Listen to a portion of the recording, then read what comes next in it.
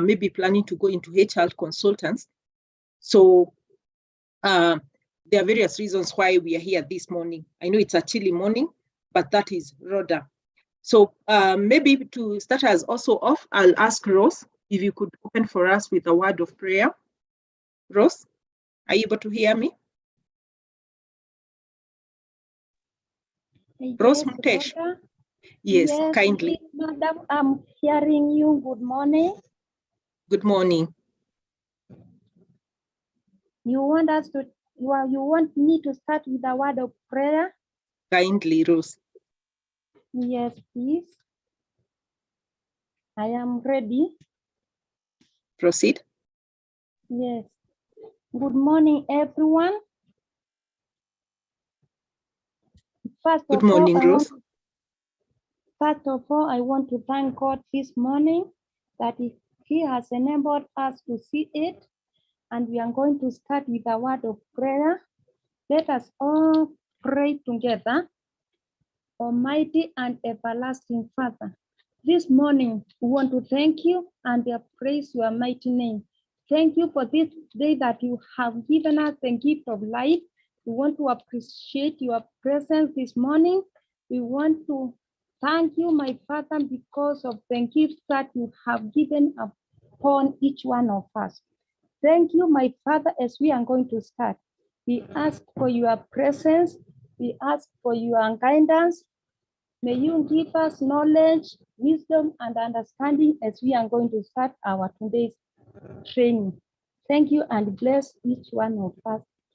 I pray, believing and trusting in the mighty name of our Lord Jesus Christ.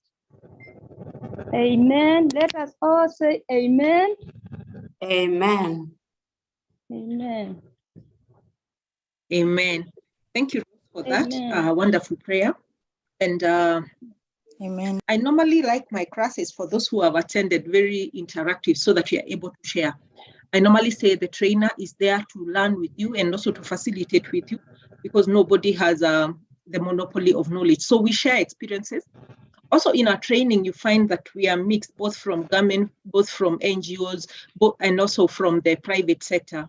So maybe when they talk about compensation and reward management, the practices may also differ. So we want to learn from each other. And these are also things that we have implemented in our workplaces so that we know what have we done in terms of the compensation and also the reward management, what we have seen working in our organizations or where we had worked before, and maybe pick one or two things that we can take home. I normally say when you attend training, ensure that you've taken about 1, 2, 3 points that you'll go back and implement and maybe look at things differently. And we're going to learn together. So maybe just to find out, when you hear the topic compensation and reward management, what does compensation mean and what does reward mean? Mostly, or maybe sometimes are used interchangeably, but do they mean the same thing? What is compensation? Anyone who want to try this? What is compensation? What is your understanding of compensation? You could just unmute or maybe raise your hand and then you proceed. What is compensation in a layman's language or in a HR term? Anyone who would want to give it a trial? I can give it a trial. Yes, Rachel, proceed. In a layman's language, I think it's That's just okay. offering dues that are owed to someone who has done some work. So in a layman's language, so you're compensating for the responsibilities and work done. That is great. Exactly, that's what compensation is about. It is something, it's like you're paying for services that have been rendered. It is not, at times we might see a compensation to an employee, it's like we are doing them a favor. Actually, compensation is that compensation or not even reward, payment for the labor that has been given to the employer. What about reward? Is it the same as compensation or is it part and parcel of compensation? Reward? Someone else to give it a try?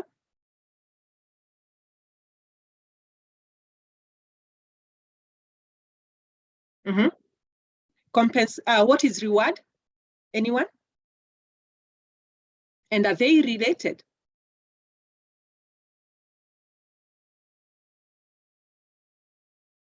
What is a reward? Let me try. Yeah? Yes. That's Carol. Say, Proceed. Yeah, this is Caroline. I would say it's something that is given in recognition to the service that has been done. Yes. Yes, maybe, I don't know, maybe money, any reward. It's a recognition. Yeah, recognition, yes. For extra effort that has been put. So we could say it's a motivation, it's a recognition. You are recognizing someone for going beyond what they are expected to do. So that's how reward. And we can say reward can also be part of the compensation being the broad term. So let's just see what I had prepared for us today in terms of demystifying the two terms. Just to take us through the outline, we're going to look at how we design an equity pay system, and you'll see why we are coming up with the word equity, because we are saying for any compensation or reward management system, it must be fair and it must also be equitable in terms of the distribution and also in terms of the comparative. Then we are also going to look at the market pay practices, what happens in the practices in the marketplace, and how do you compare with your organization, and maybe what kind of parameters do you need to use so that you can have a comparable in terms of doing the surveys and also benchmarking. Then we are going to look at different types of pay components, both direct and indirect. I've had Caroline talked about it could be financial or non-financial. So let's look at what is direct and what is indirect compensation, and also look at some of the examples we have in the workplaces. We'll also look at how we formulate our salary policies and model, because for you to be able to implement any compensation and reward, it must be anchored on a particular policy or maybe a model in the organization. And that depends with the culture of the organization, probably the size, and also maybe the profitability or maybe the financial strength, what we call the sustainability or the affordability. Then we are also going to look at determining the internal job structures, because for you to be able to come up with any salary, reward, or compensation model, then you must be able to evaluate your jobs and come up with what you call the organization structure, have an internal structure for the job, and then you can also look at the external competitiveness compared to the competitors or maybe the other peoples of like-minded organization. Then we're also going to look at how we do the market pricing and what is market pricing all about. And I'm sure some of us have also done salary surveys. And we are going to look at in terms of the approach, how do you decide and how do you undertake your salary survey? Do you just go out and say, this particular organization are paying better than us, let's do a salary survey? At what time? What are the timings? What are some of the things? How do you collect data? How do you analyze this data? And how do you use this data so that it can be responsive to your specific needs of the organization?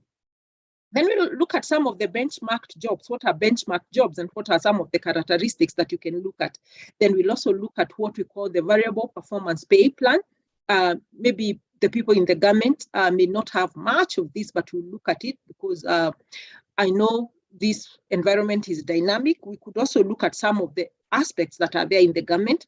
Then we'll also look at how we do the compensation forecasting and also the budget cycle for those who do budget. You'll find like PE is one of the biggest budgets when you come to operational expenses, and also how we categorize different employees' benefits and come up with maybe creative solutions in terms of, if you're not able to offer these, what are the alternative compensation solutions that you look at? So just for the definition of what compensation is, I think Rachel has defined for us. And we say compensation is just the total cash and non-cash. That is the financial and non-financial aspects, payments employers give to employees, which is in exchange for the work that they have done for their business or for the organization. So this is an exchange. It's a give and take. The employees are expected to perform in their roles. And once they perform their job, then the employer come and compensate them in terms of the salary, in terms of maybe the commissions and the other types of compensation that we'll see. Then, so it refers to that it's an extrinsic rewards that employees receive in exchange for their work. and it is composed mostly of the base wages, or what you can call the salary wages for the casual workers who are paid on hourly or daily basis, and also incentives and the bonuses or any other benefits that we can have. So it means the entire package that an employee takes home that is paid, and include both monetary, and we have talked about this. When it comes to reward, someone had said that reward is a form of recognition, and I totally agree that it is a component of compensation, which helps the organization or maybe the employer to reinforce a particular behavior. So in a layman's language that Caroline has used, it is a monetary or non-monetary recognition that is given to an employee in lieu of better performance. So what we want is, we look at maybe the organization values and maybe what the organization expects the employees to do, and then come up with an incentive, whether monetary or non-monetary, to reinforce these behaviors so that then employees can be able to repeat that. So that's basically what we call a reward. An example would be maybe a bonus at the end of the year for good performance of the organization, for good performance of the team, or maybe the good performance of a particular employee or the group. Any question about the difference between the two, or any additional contribution? We are together on this? I just want to confirm that we are together and that you can hear me clearly. Yes, we are. Oh, great. So let's continue with what we call the compensation and reward management. And what does it entail? When we say that in an organization, probably we have a unit that is called compensation and benefits unit, or maybe the department of the organization. What are some of the things that they look at when they're coming up with the policies and they want to manage the reward and the compensation, or maybe when you're coming up with a policy? So we say that this is a HR function, which is mostly concerned with the formulation and the implementation of maybe the policies, the strategy, and the plans that aspire to reward employees. And in terms of the compensation and the reward, we say it must be implemented and formulated fairly. It must be equitable within the organization or maybe comparable organization, and it must be consistent. That is, it must be predictable in terms of when it's payment, when it's paid, when does an employee qualify, and maybe what is the progression in terms of the compensation and also the reward.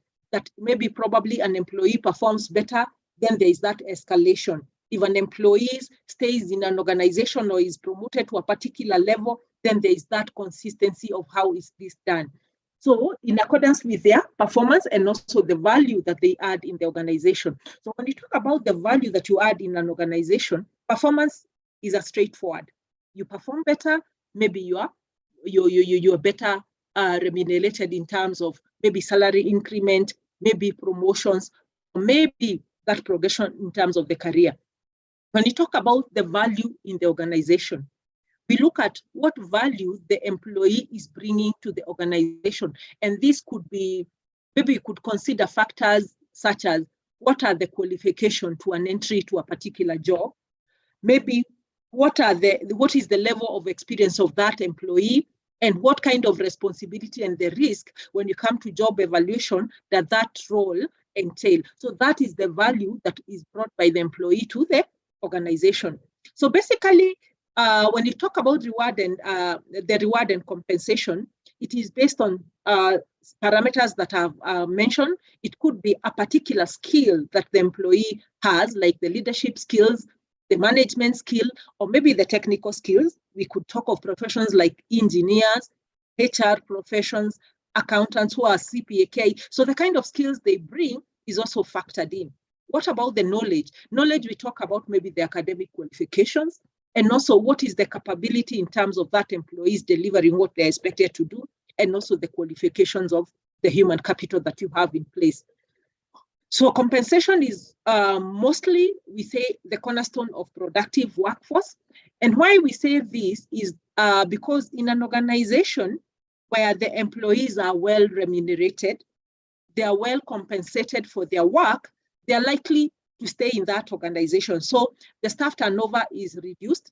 The employees are are more motivated, they feel they belong, and probably the chances of them to look for other jobs are minimized, unless there are other extraneous factors like the culture of the organization and also poor working environment.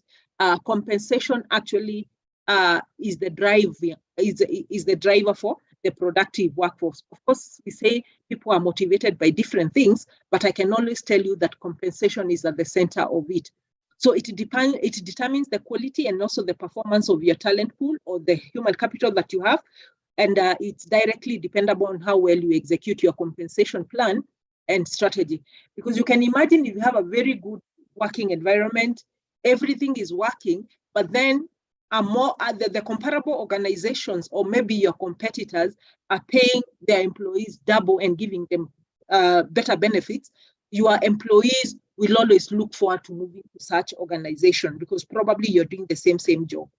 So we also say that an attractive and effective reward management, it must be able to attract potential employees to your organization. So it must be attractive. And we look at compensation as a whole package, not just the salary. We said it has many components, and we'll see how HR can be able to utilize this to attract more employees to the work organization. Of course, it's the role of HR when we are recruiting and giving an offer that we give the appointment letter of the offer letter to the potential employees. Are you able to sell what the organization is giving the employees in terms of the total compensation, or do we just concentrate on what is on the payslip, which is the basic pay, maybe the house allowance, maybe the commuter allowance and leave allowance? Do we ever take time to go to other components of the compensation, like the medical cover, the group life if you have? What is your pension structure? What are the working hours? And what is maybe the leave plans and the leave days that you have? This forms part of the whole compensation package. And we look at maybe why it is really, really important for both the HR employees, the HR team, and also the individual employees in an organization need to know about the whole package of compensation and not just the salary. And even you, I normally say, first, we are employees of an organization. Then after we become employees, then we become different professions like HR. So HR, at times we forget that we are also employees. When you're looking for a job or you want to make a career move, how are you able to analyze the whole package of what is being offered? Do you just look at the salary and say, this is an increment, but maybe there are people who have made mistakes in their move that you look at a salary which is better, but then the other benefits that come with you lose. I always give an example of one particular client I was dealing with, and they had moved from one organization to another, coming from a banking sector, and went to another organization and just looked at the salary package that they were offered. So this employee got an increment in their salary in terms of, it was a senior management position, got a salary increment of about 50. But then they made the move and they forgot to look at what other packages and the benefits they had. This particular client had a mortgage that was paying with the bank, had a staff loan under the staff scheme that they were paying at a rate of 6%. And when they jumped to the other organization looking at the 50,000 increment, they lost a lot because a loan facility, which was a mortgage that they were paying at 70,000 per month at 6%, now once they left the organization, their loan went to market rate. So in a month, he was paying about 130,000 per month, which is net. So they took the 50,000, which is again taxable, but then the loan incentive that he had enjoyed of that difference of, let's say 70 minus 130 minus 70, it's about 60,000. So now he was paying the loan much more than he could pay with his net pay. So for him, it was a loss. Then when you look at pension, he left a pension of about it was about, I think 16%, and the employee was doing 4%. And went to a pension of 12%. So that was double loss for him. And then it dawned on him several months after he saw his payslip and also the commitment. So we must be able to look at that. I've also seen employees leaving a workplace not because of a salary, but because of a benefit like medical cover, where they say, like the comparable organization, they want to move, have a better medical cover because they were looking at the stage in life that they were. They had a young family, they had young kids, and one of the kids had a chronic illnesses, an illness and a congenital condition that was costing him way above what the medical cover could offer. So he made a jump so that he can be able to enjoy the medical benefits and maybe not look so much at the salaries, because what he was looking for is the total package that he was to carry home and for the benefit of the family. So some of the objectives of compensation and reward management in any organization will include that it helps the organization to achieve strategic success while ensuring both internal and also external equity. When we talk about internal equity, we are looking at comparable jobs in the organization. You remember we said some of the things you have to do is to come up with a job structure. And we're looking at the comparable relationship between one job to another.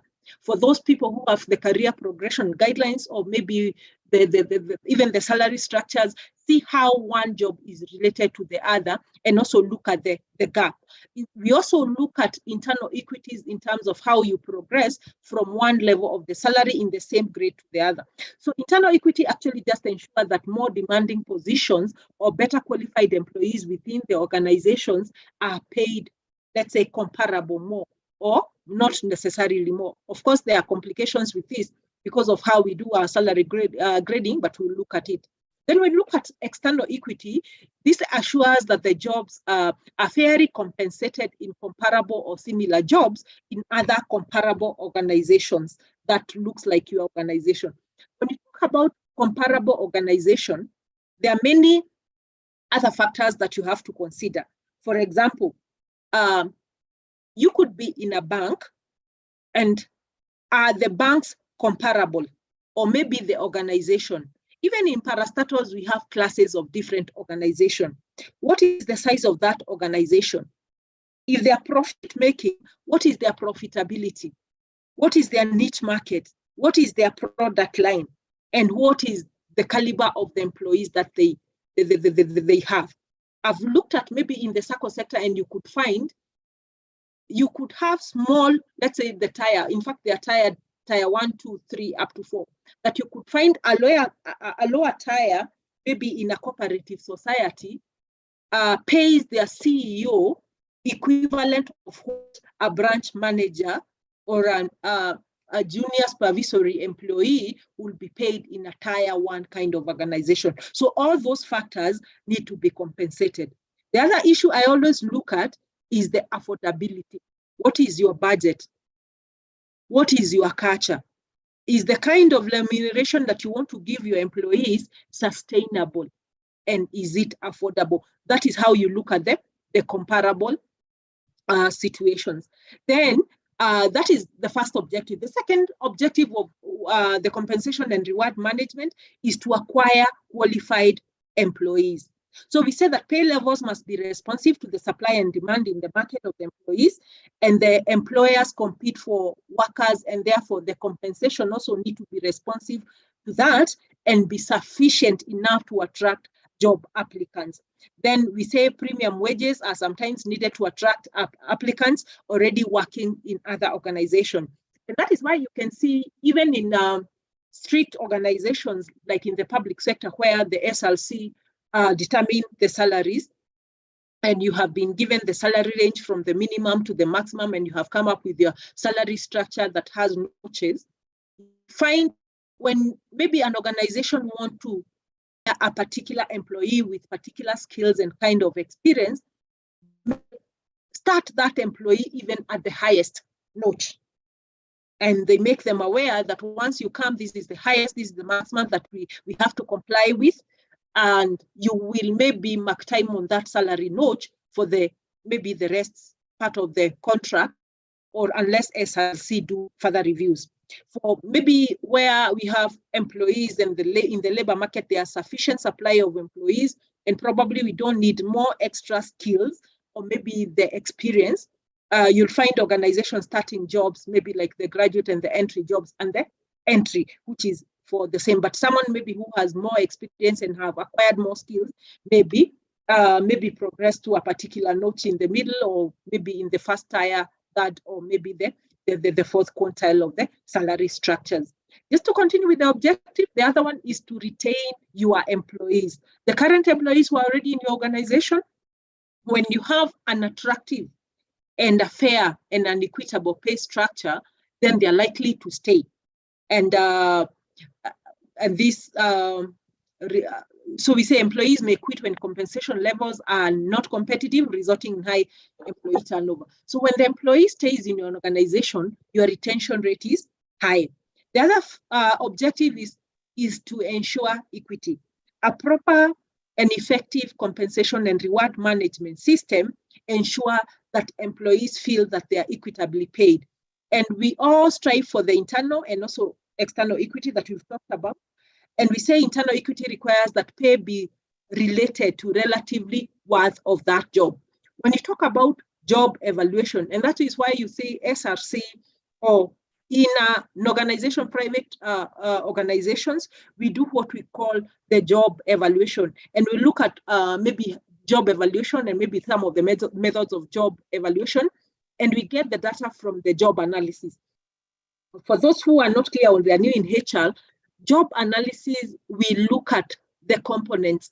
We look at the job, the jobs in terms of what are the roles, what are the responsibility, and then we are able to come up with the JDs from the job analysis. And then from the JD, which has both the responsibility and the job specification, then we can come up with what we call the job ranking to just determine the relative worth of the job, which is the process called the job evaluation. So we are saying internal equity requires that pay be related to relative worth of that job. And maybe also to note, when you talk about the equity and the compensation, we always talk about relative, comparable, fairly. We cannot say the actual worth of the job. We are looking at the comparable relative worthness and fair, so that the similar jobs get relatively similar pay. You can see even the word that has been used in the Employment Act, it is a bit flexible in terms of the relativity, the fairness. So, and when you look at external equity, means paying workers what comparable, again, the same word has been used, comparable workers are paid to other organizations in the labor market. Because unless maybe for benchmarkable jobs, you'll find like the workers are comparable or they are relatively similar in jobs, but not actually similar because of various personal and the job related parameters, and also maybe the responsibility, the risk of the job that comes with. So the other objective is that reward desirable behaviors. We talked about the reward management, where we want to reinforce the kind of behavior that you want entrenched in an organization. So we say that rewards act as an incentive for those behaviors to occur in the future and for them to be repeated. And we also say that effective compensation plans rewards performance. It rewards loyalty. That's why we have promotions based on seniority, the salary increment based on the years of work that you have worked in an organization. And it also looks at the experience, responsibility, qualification, and also the other behaviors that are brought into the job. Then the other objective of coming up with an effective compensation and reward management policy is to control your cost. And we are saying your compensation system must be rational, because it helps the organization to obtain and retain employees at a reasonable cost. Sustainability and affordability is a very key parameter. And we say that without an effective compensation management, employees could either be underpaid or could be overpaid. And there is also need to comply with the legal regulations like the Finance Act, of course, the requirement of the Employment Act. Of course, we have issues like the RBA in terms of the pension, the NSSF Act, issues like the NHIF, and now the housing levy that has come in place, which again is entrenched in the Employment Act and also in the Finance Bill, in the Finance Act actually. So, and the final objective that you're going to look at is we need a compensation system that facilitates understanding. Any compensation and reward system that you need to implement in your workplace must be simple to understand by the employees, by the managers, and also by the HR employees. It should not be so complicated. It should be consistent. It should be easily understood, and it should be predictable in terms of when they are paid, how they are paid, and how the employees are going to move. So this is not a secret document, and employees should be able to understand it. Hope, any question? Let me pause for any questions up to that point. Any clarification? Does anyone have a question? Or we could proceed. You could type your comments on the chat so that we are able to pick them. Yes, Kemuto, I can see your mic is on. Do you have a question? A clarification? No, I don't. No, okay, then we can proceed. Thank you for that. And I hope we are on the same page. So let's look at, now we've talked about what is compensation. We have demystified what is reward that reinforce behaviors that we want to be replicated or to be repeated in the future. And we have looked at some of the objectives why an organization has to come up with a compensation and reward management system. And also the objective of managing the compensation and also the reward. We've looked at 7 of them. So let's look at when you throw the words like compensation system. What do we mean by compensation system? And we say that a compensation system involves the total reward that I've talked about, both financial, non-financial, cash and non-cash, total rewards that are given to the employee for the labor or maybe the services they have provided to that organization. So we said it is an exchange of labor, services, and then the compensation that comes in terms of the total package of the reward that employees, because whether they are rewards, we get them by virtue of working in that organization, by giving our labor and for the services that we have rendered.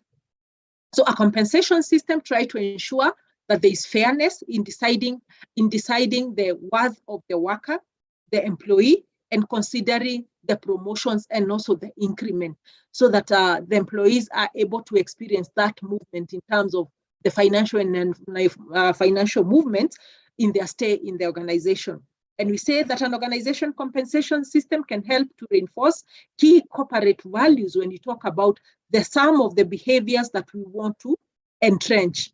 We want to reinforce that they're actually lived and they are repeated in the future. So any corporate values which shape our culture and also behavior, they are rewarded, or maybe we reinforce them in terms of the reward system. And to facilitate the achievement of organization goals and objectives, and it's important to give a lot of consideration to our business compensation structure, because ultimately it reflects how employees feel that they are valued by the organization. So that's what basically a compensation system is all about. And we use the word fair, equitable, and someone remind me that word that used? There was fair, there was equitable, which is both internal and external, pay system, and also consistency. It must be consistent in terms of predictability. So for us to be able to design an equity pay system, the organization must value the equity. Probably we can say that compensation is anchored on the equity concept, both internally and also externally. So we look at the salaries and the wages differentials. What are the career paths that we have in terms of the career progression, so that employees, once they're exposed to this compensation and reward system, they feel encouraged and motivated to perform in their organization. So we say pay equity is a concept of compensating employees who have similar job functions with comparable equal pay. And we have used that word intentionally, regardless of where they come from, their gender, their race, other status, marital status, ethnicity. It should just be comparison of the job. Of course, we can see in the country, of course, their pay variables or their pay parities in terms of the gender. But I think in most of the organization structures and the pay grade, this has minimized so that people doing the same job or being in the same grade, they are actually compensated equally. And I think because of the qualifications and the experience that we can say, this has actually drastically reduced. But of course, maybe there is also gender parity in terms of the position that are occupied. Maybe the C-suite and the senior management position, we are still, as women, we are still fighting to sit there. And we have a few, maybe female employees who are sitting on that. But actually, if you come to the universities, this has really, really reduced. And also it depends with the organization and also the industry that we are talking about. But we can see a lot of women who have become CEOs sitting in the board, occupying half of the position or even more of the position in the C-suite. So I think that is not much of a worry. It's just in terms of the personal development and growth. Then a host of employment and labor relations laws, such as the Constitution of Kenya, that talks about equity, talks about fairness in terms of non-discrimination. Of course, the Employment Act of 2007 and also the various amendments that have been made, the Regulations of Wages and Conditions of Employment Act. We have the NSSF Act, of course, and the NHIF that have been reviewed recently, the RBA, the WIBA, the Finance Act are some of the legislations that has spoken about matters of reward and compensation. They regulate the corporate compensation practices. The organization should comply with the law provisions to avoid any litigations that may arise. Just a comment from Rose. Rose, I heard you. Thank you for that. So I said one of the principles that compensation and reward is anchored on, it is equity, what we call the equity concept. But let's look at other principles that compensation management is also anchored. The first, the legal compliance. We've talked about so many legislation, that's why I've started from there, that must be complied with. So it must be compliant with the provisions of the law, whether the constitutional legislation or any regulations, or even the internal policies that the organization has come up with. Of course, when you talk about that, we also recognize other players like the union, where we have the CBAs, and then we have the collective bargaining agreements that have been agreed and registered in court. It must be compliant with all those provisions. So the CBAs, the legislations, the constitution, and any regulations that are in place must be complied with. Then again, we say the compensation management is anchored in the principle of simple and flexibility. The simplicity and the flexibility of it, it must be simple, it must be easy to understand, it must be flexible so that it can be responsive to the changing dynamics of the organization and also the labor market and also maybe the legislative framework. Then we also say that compensation management should be anchored also on employee development, because we want to see employees grow from one level to another within the same organization. And it should also factor issues of the career progression and growth as a person and also for the organization. It also must reflect some aspects of performance oriented when it comes to reward management, issues like the bonus. Someone is performing better, probably being exposed to promotional opportunity and be able to progress. Then equality consideration, I think we have really emphasized that, and we look at it both internally and also externally. So the equity concept. Then the other factor that we should never ever forget is the affordability, sustainability. Does your organization have the ability to pay? And this is the story we keep on hearing from SRC, that the government is unable to carry the wage bill at the rate probably it's growing, and we need to relook at it. And it is on this basis that when you do job evaluation, those are some of the parameters that have to be looked at. Then it must be fair, non-discriminative, and should be equitable to everyone, regardless of their status, their race, their race and other factors. Caroline, someone is asking, do we get these notes after the training? I'm taking short notes though, that's okay. At SCHRP, for any training that we do, once you go to our learning management portal, you'll be able to access all the notes that you have attended the training and paid for and certificate. And these are live information that you can access. In fact, the video link of this training will also be uploaded and you can just be looking at it and going through at the comfort. So it's okay to take the short notes for understanding and maybe for questions at the end, but these notes will be available to you. Thank you for that. Then let's come up with, now we've talked about the principles where the compensation management is anchored and some of the things that you must be able to consider. So when you are designing an equitable pay, we are looking at helping the organization compensation system achieve both internal and equity compensation goals. I have really emphasized in that.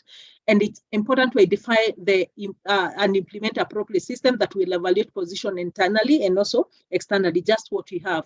Then we have said in terms of the organization hierarchy, we have some of the job evaluation methods that you can use. For example, the ranking method, the classification methods where you classify similar jobs together, and then the point method in terms of moving the salary notches can all provide useful services in assuring that kind of internal equity. So per point method, you're looking at the difference between one pay point to another, or maybe from one grade to another where jobs are also graded. Then to ensure external equity that we've talked about, we normally use what we call the market pay levels, or what we call the market-based compensation methodology. And we look at it when you come to surveys and what are some of the parameters you look at so that you are able to compare your organization jobs with those other similar jobs in comparable organization. And of course, there are very critical factors that you have to look at that I've said, but we'll look at it further because it's part of this presentation. So in your organization, maybe let's say, how do you determine your compensation? I want to hear especially the people coming from private organization. How do you determine your compensation? Anybody from the private sector? Rachel, I've read your message. Thank you for that. In your organization, even the people from government, how do we determine our compensation? Maybe when an employee comes, how do you determine what they're going to be paid? Do you look at historical data? The secretary we had last year was being paid this, so the ones we recruit will also pay this. Or do we determine what the employee has actually asked, and then we pay them without a pay structure? I can tell you my first job, that was back in 2003, when I was just fresh from college with my naivety. The employer asked me, how much do you want us to pay you? And I said, 10,000. For me, 10,000 was a lot of money because I didn't have the sense of money. School fees was being paid. And I thought 10, and they asked me, what would you do with 10,000? And I said, if you pay me 10,000, I'll go back for my master's, I'll move out from my parents' home, and I'll have a place of my own. Those were my dreams then. Of course, the job that I was being interviewed for was paying 120,000, and that was FK for a HR manager, fresh from college, had not even graduated. So one of the panelists later came back and asked me, Rhoda, I hear the FKE didn't pick you. Are you still interested in working as a HR? And if I was to pay you 10,000, would you still go back for your master's? And I said, yes. I thought 10,000 would even pay for my master's, not knowing it was costing about $1 million at USIU then. And true to his word, he called me to his organization and gave me the 10,000 that I had desired for. And I was the first graduate in that organization. And true to my words, by 2009, I had done my master's because I had moved to organization and I knew the 10,000 is not enough. So in your organization or any stories that you'd want to share, how do you determine what to compensate an employee? Is it what they have asked for? Do you look for the pay slip? Do you look at the salary structures? Do you negotiate? What are some of the things that you look at when you are portioning a compensation, especially a salary? I want to hear your comments. We say this is an interactive class. There's no right or wrong answer. Yes, Caroline. Yeah, this is Caroline. Yes. So actually, I guess this course has come the right time. In my organization right now, we are trying to come up with a pay structure. So first we've worked on the procedure manuals, we finished. And now we are trying to balance the staff pays, salaries. So you'll find out that I work in, let's say it's a political organization. Yes. So you'll find most of the times when you come in, there is someone who has brought you to that organization. Yes. So now it depends to who has brought you, rather who has brought you to the organization. So if it's a senior manager or management, so maybe we are going to determine that, okay, because of the seniority and whatever, let's pay Rhoda 50,000, for example. But then if another one comes, assuming you're even a driver, you're going to get that 50. Yeah. And then when someone else comes with a degree now, and maybe the way amekuja, she has not been brought by someone who is so senior. Yeah. So we give her 30,000. So now we have a new management and we want to equate the staff salaries. And we are wondering now, where are we going to start? Because you'll find out that maybe a driver right now is earning 60,000 and he has been there for 10 years. And maybe let's say an accountant is earning 40,000 and she has been there for the same period. So that is where now we are stuck. I think now this course is going to help me a lot. Okay. Yeah. Great. Those are experiences of HR. Let's not pretend that it's all rosy there. I've also had cases where someone who brings the person, and because we already have a compensation culture and a pay structure that is working and has to be consistent. Now, because they could not demand for a pay that was outside that particular grade that had been set, the conditions now they gave, this person can only come at this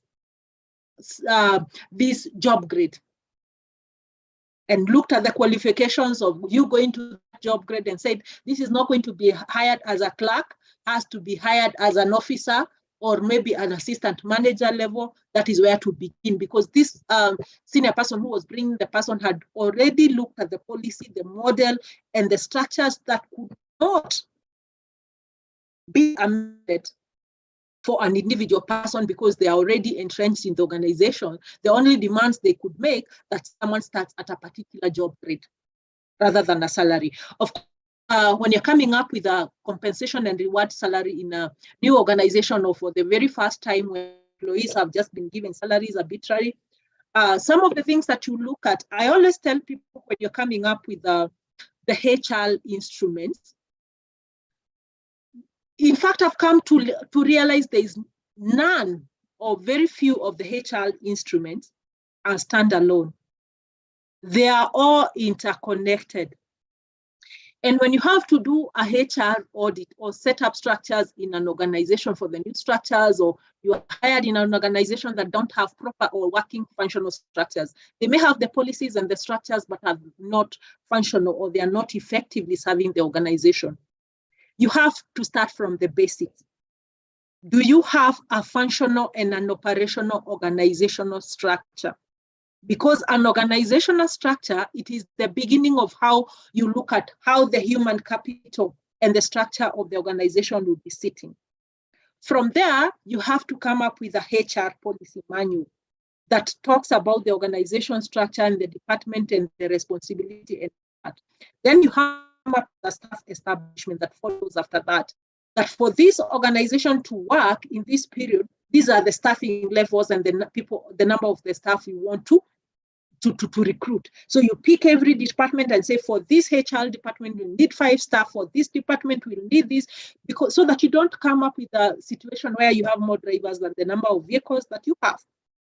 Of course, probably you may have 1 or 2 for relieving purposes. And maybe once they're also able to do other tasks like the managerial. So the organization structure will guide your staff establishment. The staff establishment then will help you do now the job analysis to come up with the JD for every positions that you have in the your establishment. Once you come up now with your job analysis and you have your JD, it is on that basis now that now you have to come up with a career progression guideline. In our organizations, they'll call it the scheme of service. But I think now we have moved to the career progression guideline. Of course, the career progression guidelines, we will mirror all the jobs that are in the staff establishment, whether the position is filled or not filled. It will actually give a comparison all the jobs that are there in every department, in every job, and how people are able to progress. So when you come to administration, where probably in your case, Caroline, the drivers will fall, you'll find there is a particular career progression guideline for the drivers. And what is now the compensation model you come up with? If the existing drivers you find they're in a bigger salary than you actually recruit for the new ones, then that progression will guide you on how to progress. At times, you may just issue letters of redesignation, that now you have a principal driver, or you have a senior driver, you have a driver, or all those. You may come with 5 hierarchies of a driver where they can grow from one rank to the other. And if you feel like the ones that you have, because of the seniorities where they have seen being paid high at 50, and probably the ones that you recruit, you want to pay them at 30, then you can place them at a higher rank, so that then you create a room and a progression and a path for you to recruit and place these other drivers in an appropriate manner. And of course, you also have to look at what is their level, are they likely to move higher than that in terms of the rank they hold? Or what you could also do when you come to messengers and administrative roles. I always advise people, because you cannot have career progression of more than 4 or 5 in that particular secretarial role. So probably you need to actually tell them and make them aware that once you reach this level of your job grade, you cannot grow further than that. So that's why you'll see a lot of secretarial administrative staff now shift from one career path to the other. They may go back to school, get a diploma in HR, do CHRP, and now they begin the other career progression route for a HR officer, and they can grow to a head of HR, a director, if they acquire the skills that are relevant for that job and also the years of experience. And who knows, the sky is the limit, including for us HR. Once you reach that level, I've seen in most organizations, like even in the government, the deputy director, HR probably could be the highest in your, when you reach that level, which maybe is a grade 3, where do you go beyond that? Probably you're already at your marks. There is no director position in your organization. You can only move to another organization.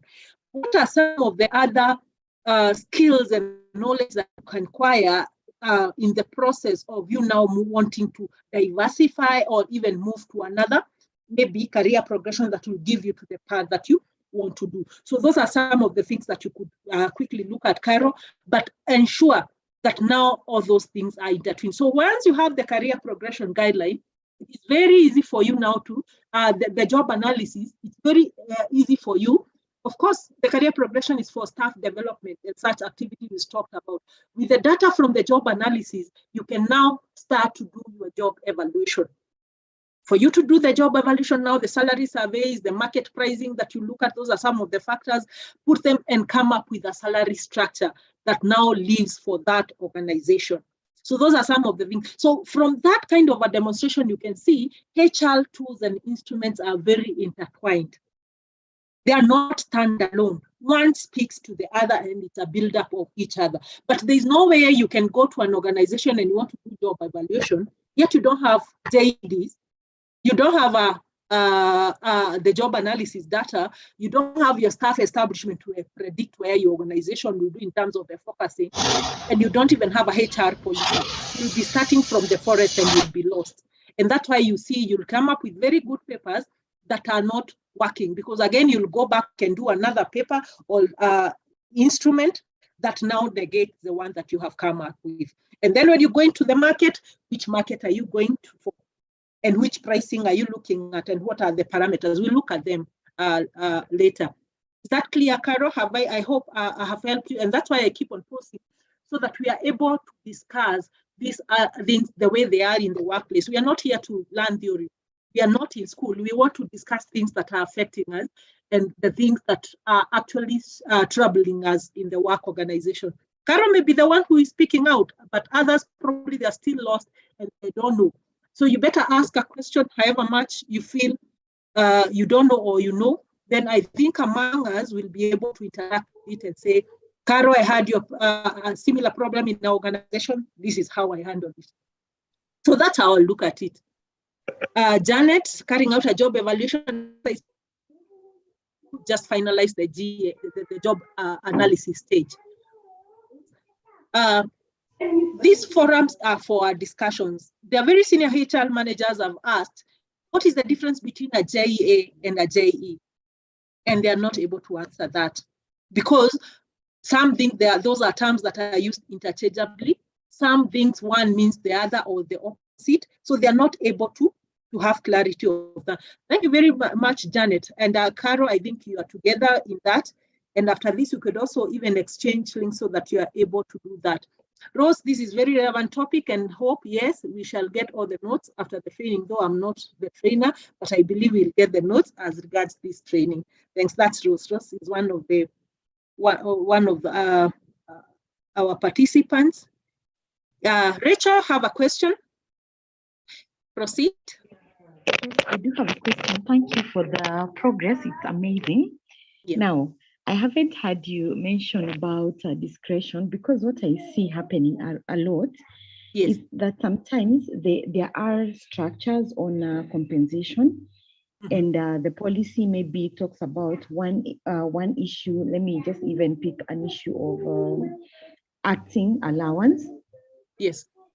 Yet it's still debatable amongst, within the HR circles, that sometimes you'll find that the acting allowance could be maybe 10%. Yet I find that in most HR people, they may want to resort to discretion when it concerns one employee, while when it concerns any other employee, they refer to the policy. You get so that in a way makes the brings out a feeling that there's no equity. You get or discrimination when you're talking about the compensation system must be anchored on equity concept or non-discrimination. So in such cases, or if you're loyal to your boss, then your salary is negotiated, you can rise up very fast. But disregarding the systems that are, on place.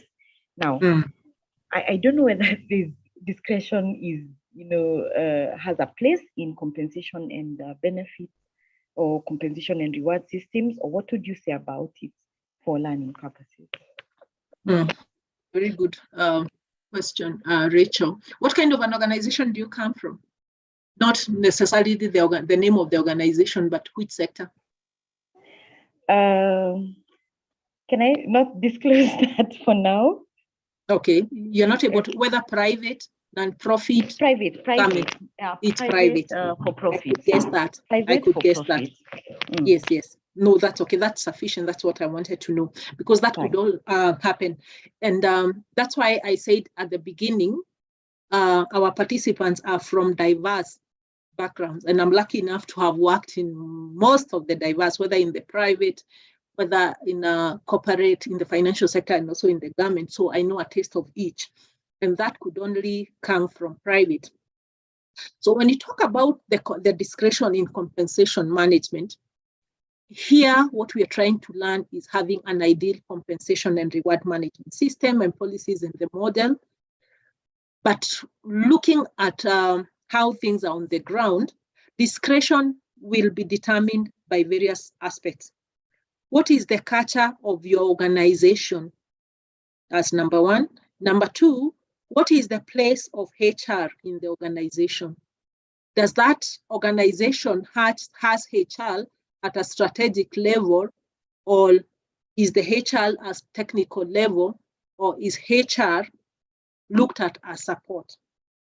And that is why, again, the buy-in and the support of the senior management and the board in coming up with the HR policies, strategies, structures is really key.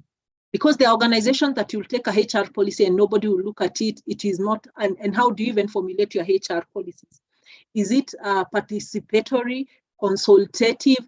Do people give their input, or is just HR who come up with a draft, goes to the CEO, say, proceed to the board, it's approved, and then sent to the staff, and that's the end of it all?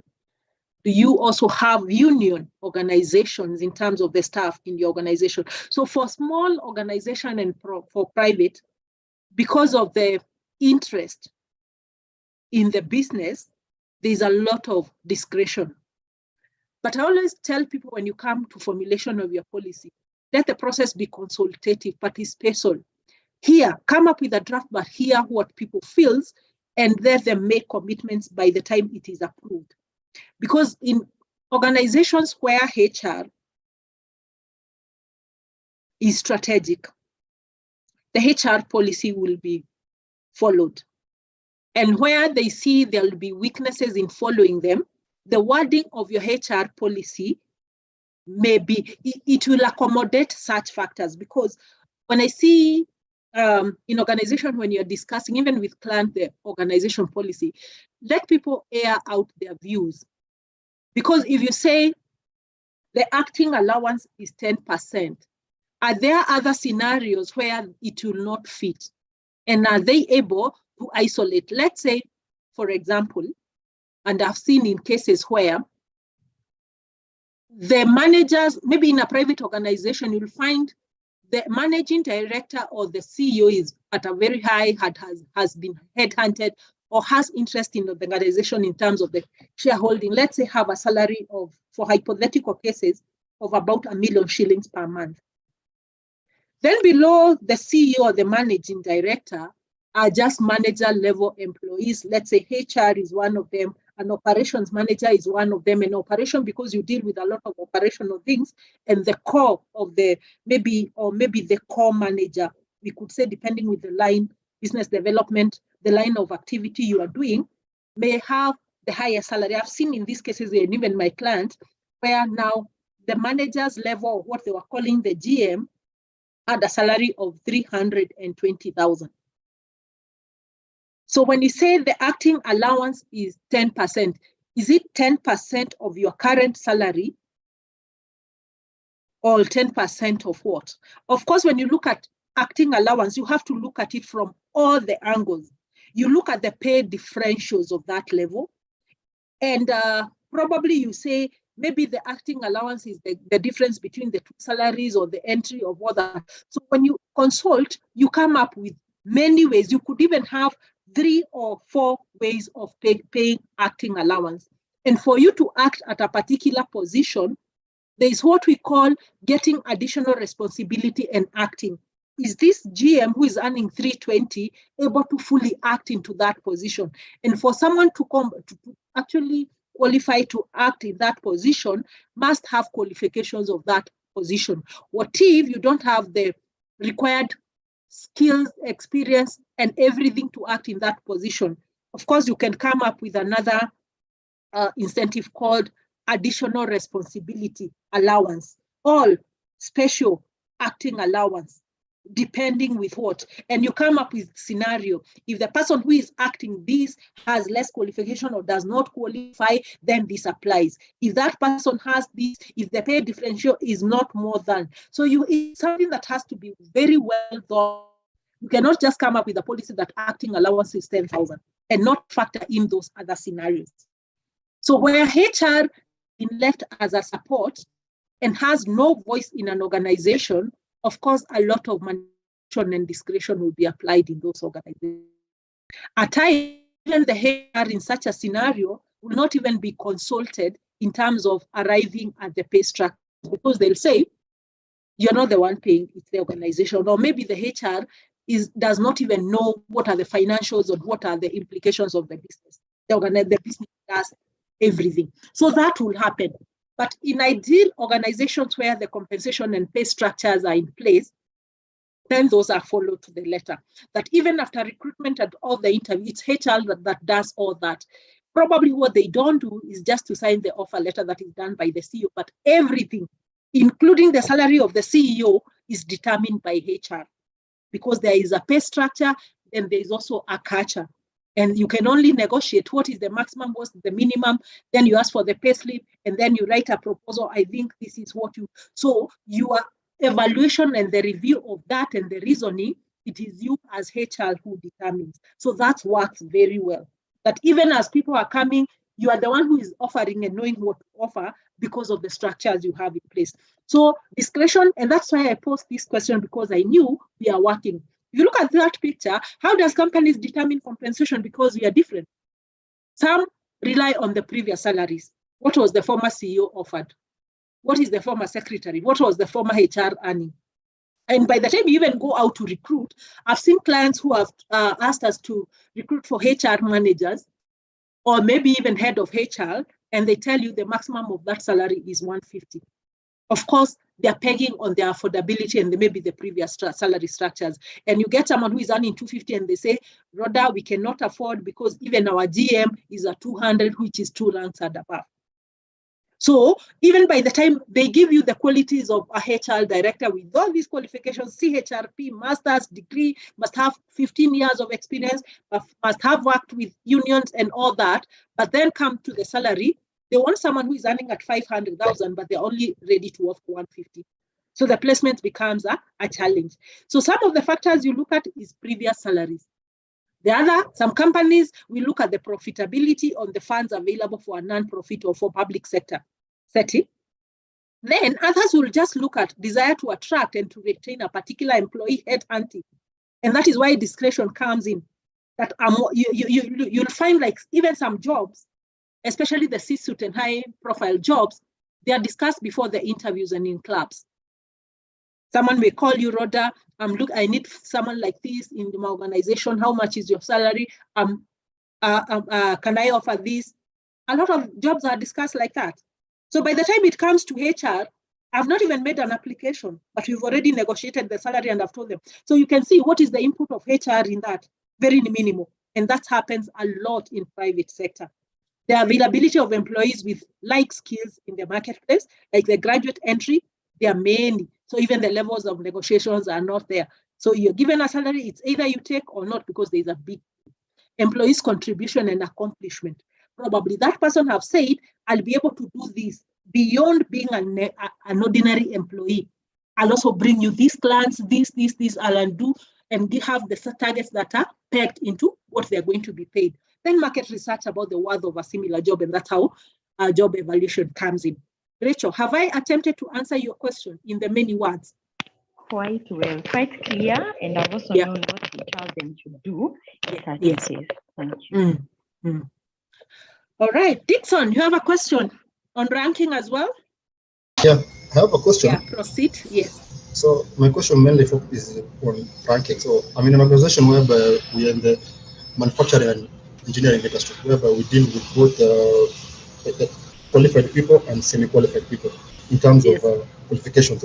We sometimes rely only on skills. Yeah. So in a point whereby you find someone is actually really good at his job, but he has a lot of experience, but 0 qualifications.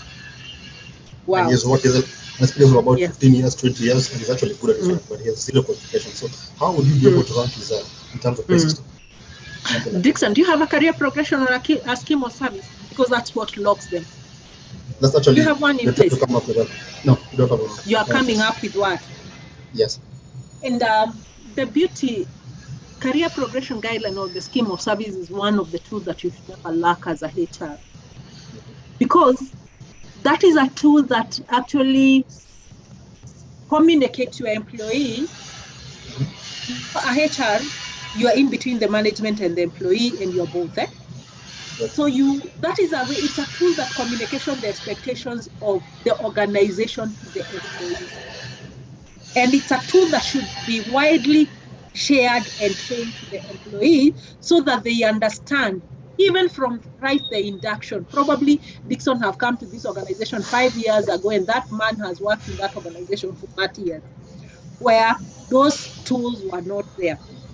And those are some of the fundamental tools that you should always come up with when you join an organization, because it communicates to the employee for you to be able to move from this position to this other one, you need to acquire these years of experience, this qualification, and these skills.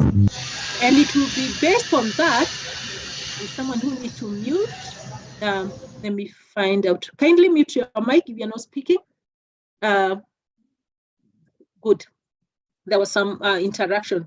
So you communicate to the employee, these are my expectations, and for you to be able to grow from this level to this, you will. So what I've seen in government and also in private organization where you have the scheme of service of the career progression guideline, those kind of employee will only move to the, of course, when you come up with the scheme of service of the career progression, maybe, and when you come up with those promotions, there is what we call the common cadre, that you can grow maybe 1, 2, 3 steps with the current qualification, but acquiring that you can have a diploma, but on acquiring 3 years of experience in that job, you can move to the next job grade. And you can only move, I think, to a maximum that I've seen for 3 steps.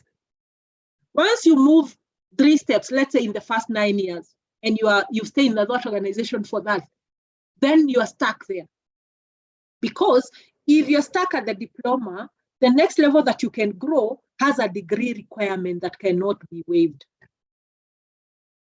So it is also when you are talking about the staff development, and that's why you discuss with the employees. That is the interaction that you have with your employees. I don't know what you discuss with your employee. Let them know that if you don't do this, then you will stagnate. You will not be able to move, because the common cadre and they reach that, then they're stuck and they remain in that position. And now the demotivation comes when the new people have come with qualifications. With time, they acquire experience and they keep on increasing their skills and their knowledge, and they keep on growing. Even for you as in HR, are you still growing, or the qualification you joined your organization with, you're comfortable? At some point, you'll find yourself growing redundancy. I've given you the case, like you reach the deputy director and then you can't move because of what you know is HR.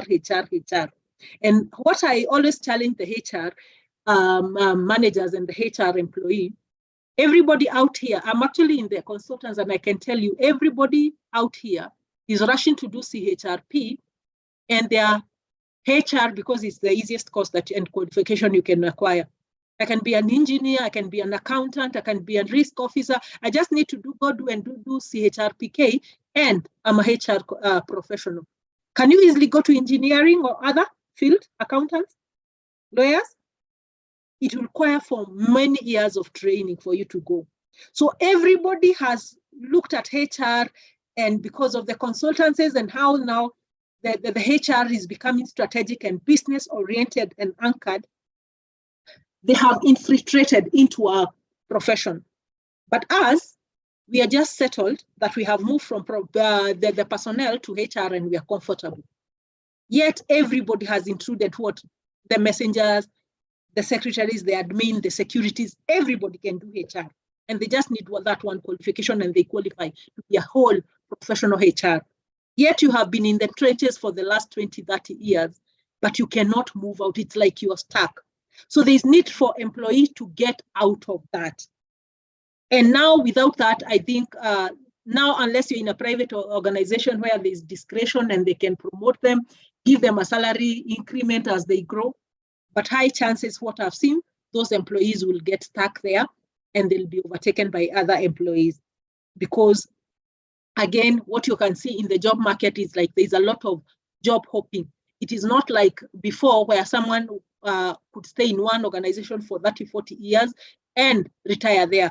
Now what is happening to from the X, Y, Z generation, they work in an organization for 3 years, they quit, they go, they double their salary and they move on. So they come and they overtake them, and probably that's how some of you have landed in that organization. It is very difficult, but ensure that all that, look for comparable organization in that sector and industry when you're doing your career progression, and see how they are treated.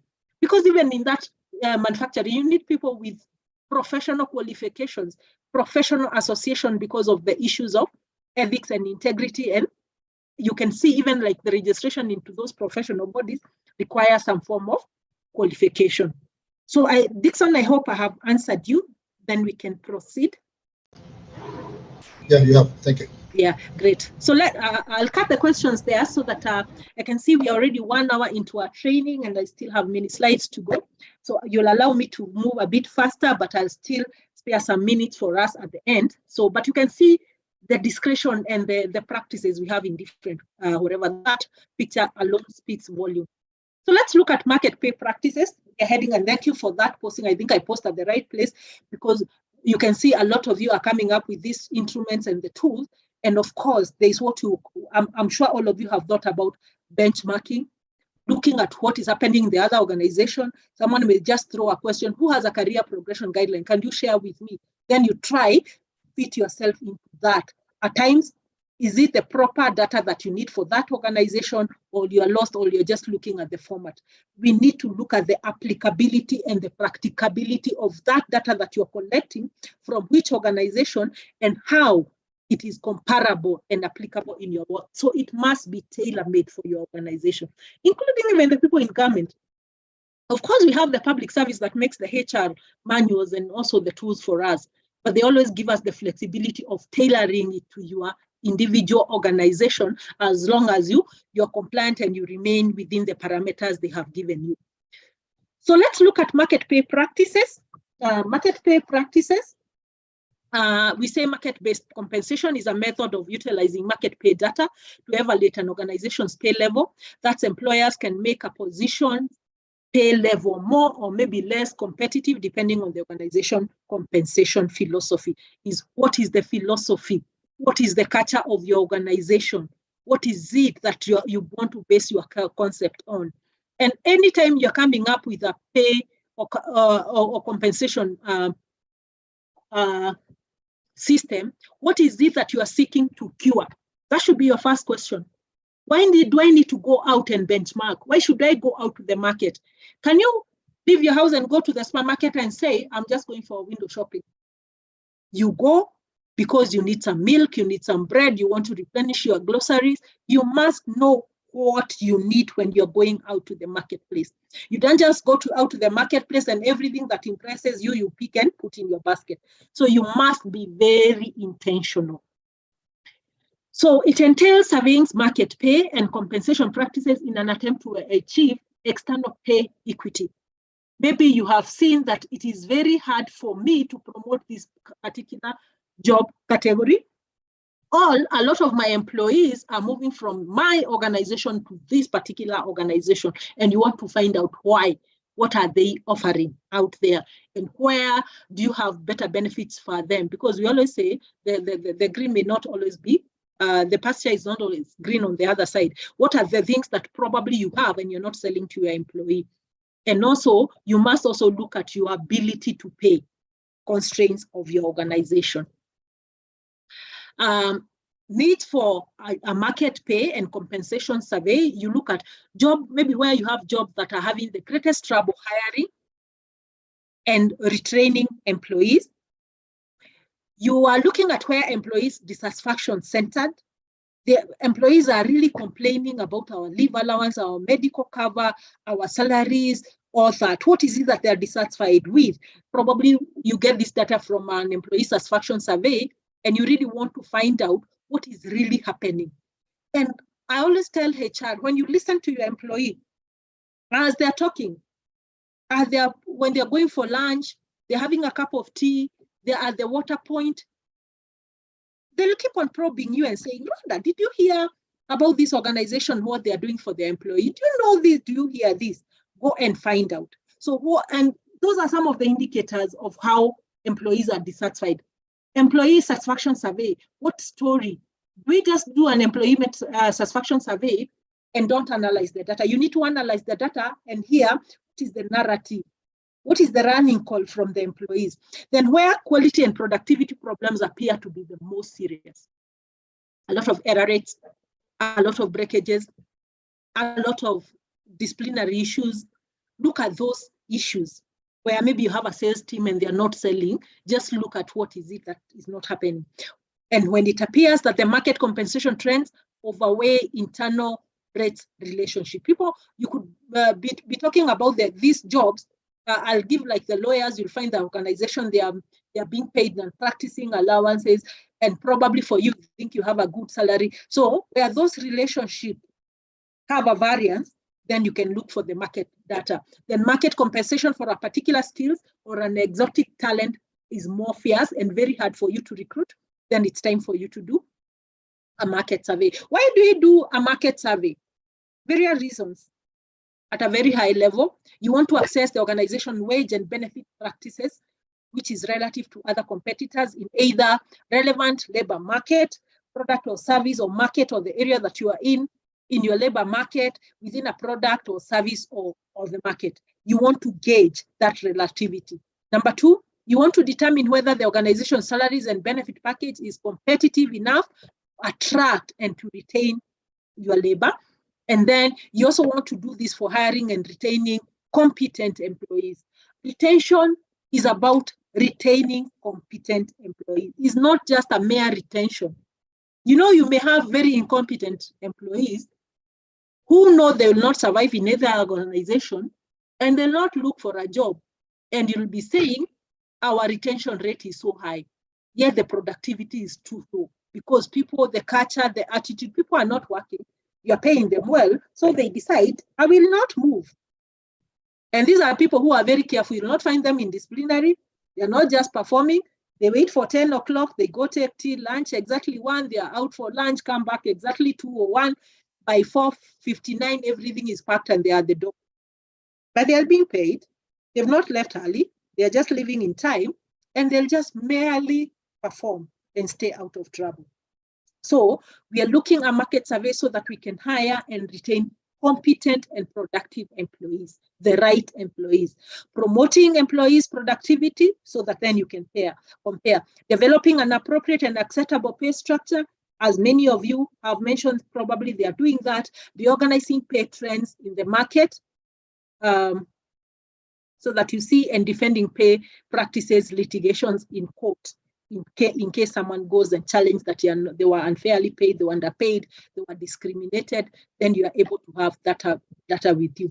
We say there are two types of compensation, monetary and non-monetary. We can call them direct or indirect compensation. Direct, most of the case, I use the word very intentionally, mostly, they are financial-based kind of compensation and what will appear on someone's payslip on a regular basis. So they include things like basic salary, commuter allowance, medical allowance. We have categories of employees who are paid medical allowances in their payslip. So this is not the medical scheme. I mean medical allowances probably paid on a monthly basis. The rental could be the housing allowance. Then we have the special allowances, the bonuses, leave allowance that you're paid once in a year. Those are direct compensation. Then when you talk about indirect compensation, they are compensation but paid indirectly. And we talked about the flexi hours, overtime policy. Like probably you could have a policy. Of course, when you pay overtime allowance, maybe to the messengers and the drivers on a payslip, that's a direct compensation for the extra hours they work. But when you have an overtime policy that for this period, if you work extra hours for this, then you can always commute it to off days. That becomes an indirect compensation. Then hospitalization insurances, like the medical insurances, we have the leave travel, that is leave that you are given. That is an indirect because there is no monetary, but you can see the leave allowance is actually direct. Then the holiday homes and the leave policies for that category of indirect compensation. So direct compensation is the monetary payments given to employees for time worked or achievement, for example, the basic salary, wages, the bonuses, the commissions, overtime. And in general, we say direct compensation are monetary in nature. And they include fixed rewards like the base salary, basic salary, involves short-term and long-term incentives like the overtime and also the bonuses that are paid once in a year. So when you talk about indirect compensation, they comprise of non-cash benefits or benefits with indirect monetary value. They may have monetary value, but indirect, and I'll explain. These are parts like the insurance covers, that's the medical, the WIBA, the group life that you may have, the paid leave in terms of the maternity, paternity, annual leave, sick days, reproductive leave that you may have, sportsmen and women leave. Then you have retirement contribution, of course. It has a monetary aspect, but it is indirect because you access it for retire to help you for the retirement. It's not that money that comes into your pocket every month or periodically. Career development programs where people are promoted is also indirect. Of course, a career progression or a promotion will lead into some monetary benefits, but that mental, emotional aspect of knowing I can be promoted, I'll grow as an employee, it becomes the indirect aspects of it. Tuition reimbursement, where you have organization that pays for tuition reimbursement for your kids, or probably for you, the children's funds, which are at times cash benefits that are taxable. Student loan repayment assistance, where probably we have organizations that refund or reimburse your tuition bit of it. And office snacks and tea, those are indirect. Of course, they're bought with money. CSR activities, they may decide to come to your village and clean it up, go to old elders' homes, children's home. Those are CSR activity. Of course, involves money, but there we look at the emotional aspects of it. So while some benefits are required by law based on terms of employment, like the health insurance, the vacation days, other parts like the career progression guidelines, that's why you hear not everyone has, and the free snacks are actually just optional and just a show or a demonstration of goodwill to employees from the employer, just to build loyalty and improve the retention and also the productivity of the employees by making their place feel like a home. So just to differentiate, why is it that I go into so much strength, effort to explain the difference between direct and indirect compensation? Is it important? And what's the difference? Monetary, of course, aspects of it. We say direct, straightforward monetary reward. And then we say that financial compensation is also indirect form of compensation that provide emotional over monetary values. The monetary aspect speaks the difference. The other difference is in terms of the performance. You see, like an employee direct compensation is based on their performance, e.g., the bonuses, the commissions. You have to work to be paid that salary. Is that not so? If you don't come to work, then we'll have recoveries of days not worked. So direct pay is actually based on your performance and your working and service rendered. However, indirect compensation isn't based on the performance. For example, if you have a medical cover and you don't come to work for 1 week and we recover your days from your salary, we don't recover your medical insurance scheme and we say that you can go to hospital those days, including the people who are on interdiction and suspension. They are not working, they are not paid, yet they are still enjoying their benefits like the medical cover. They are still enjoying, in case something happens to them, they'll still enjoy the WIBA and the group life. So we say employees' health insurance plan isn't determined by how well they work, whether you're on disciplinary or their performance factors, and how many sick days an employees receive is not determined whether they are working properly or not, or they're being productive. It is not pegged on performance.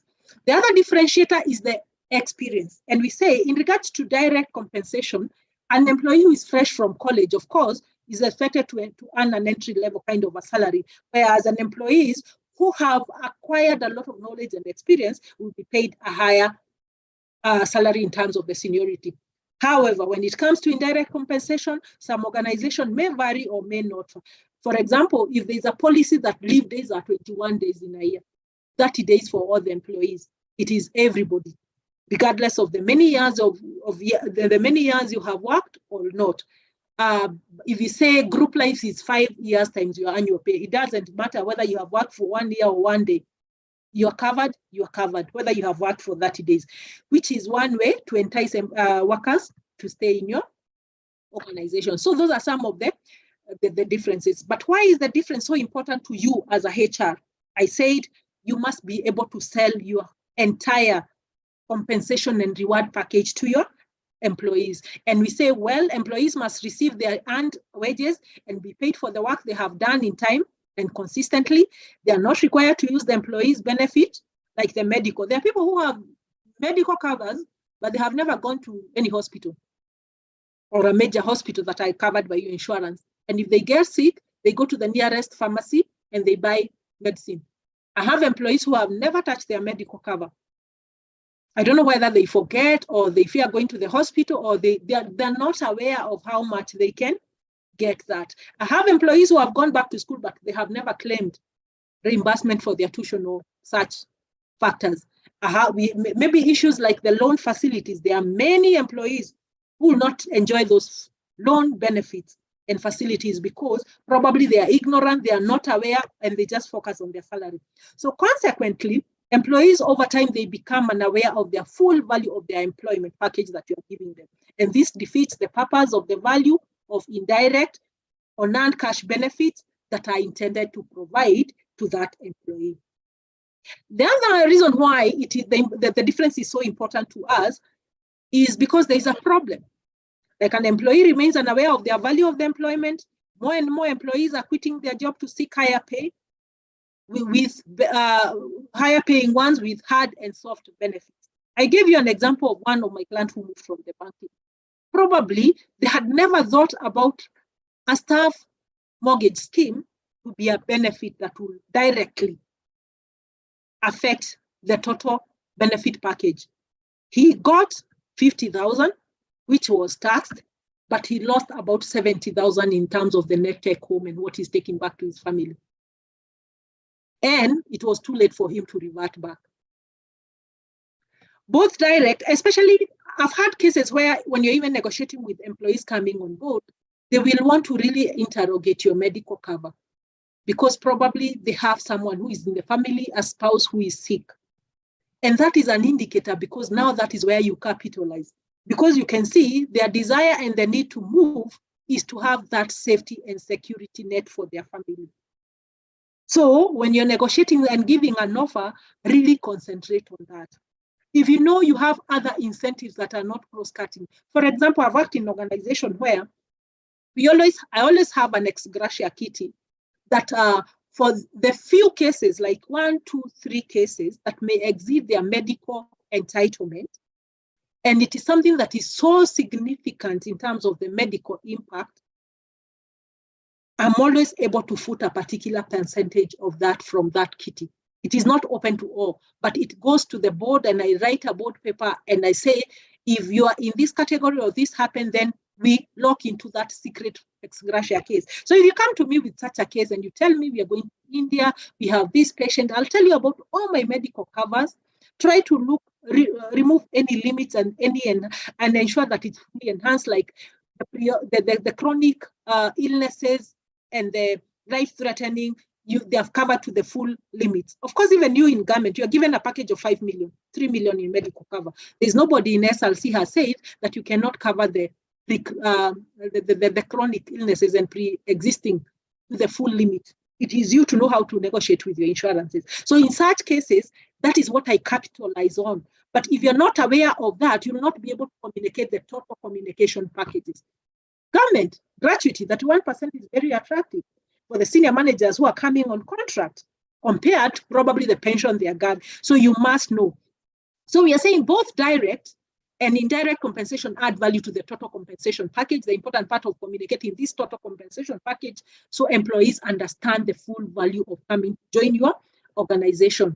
And we say together both the direct and indirect compensation keep workers motivated and satisfied, which is essential to performance and retention. And when people say, Rhoda, the other organization is paying better than us, I'll tell them, go and check their pension. Maybe they are 12%, I'm at 22%. And then you are able to relate and see the kind of benefits that you have. Allow me to quickly move. I think that's self-explanatory so that we are able to cover grounds. This note you have the salary policy and model. For those people who are coming up with a salary policy, some of us may come up with a whole compensation and reward management policy.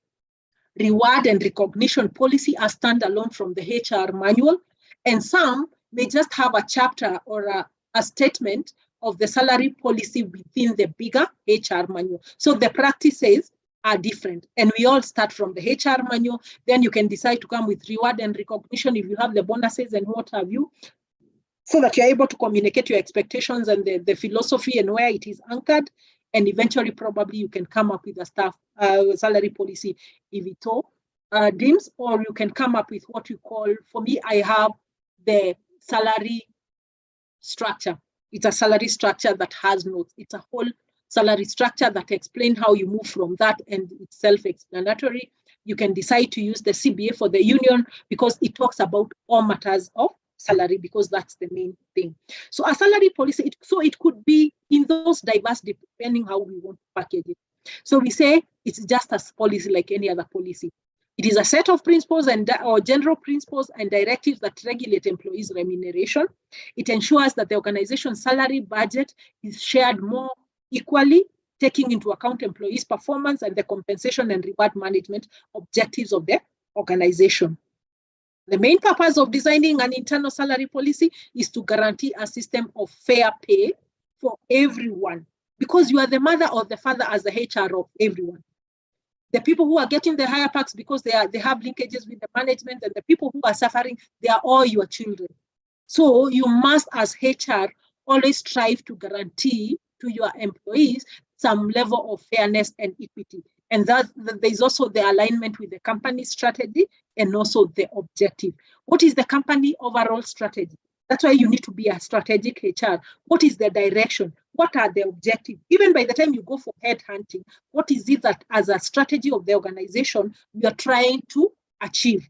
And how is that going to be driven by that? Then, so if your board or the senior management tell you, we are going to headhunt from this competitor who is driving and he'll come up with the client, now you can be able to understand the level of discretion, and it's talking to the strategy and the objective, and you'll be able to track even the performance, whether they're bringing that which was expected. Then specific objectives of salary policies include: you want to attract and retain talents. I've said that. You want to satisfy the financial needs of the workforce so that you don't keep on having issues of disciplinary and pecuniary embarrassments because employees have to walk to the other places. They are not able to meet their basic needs. And again, you want to guarantee fair and equal pay for everyone.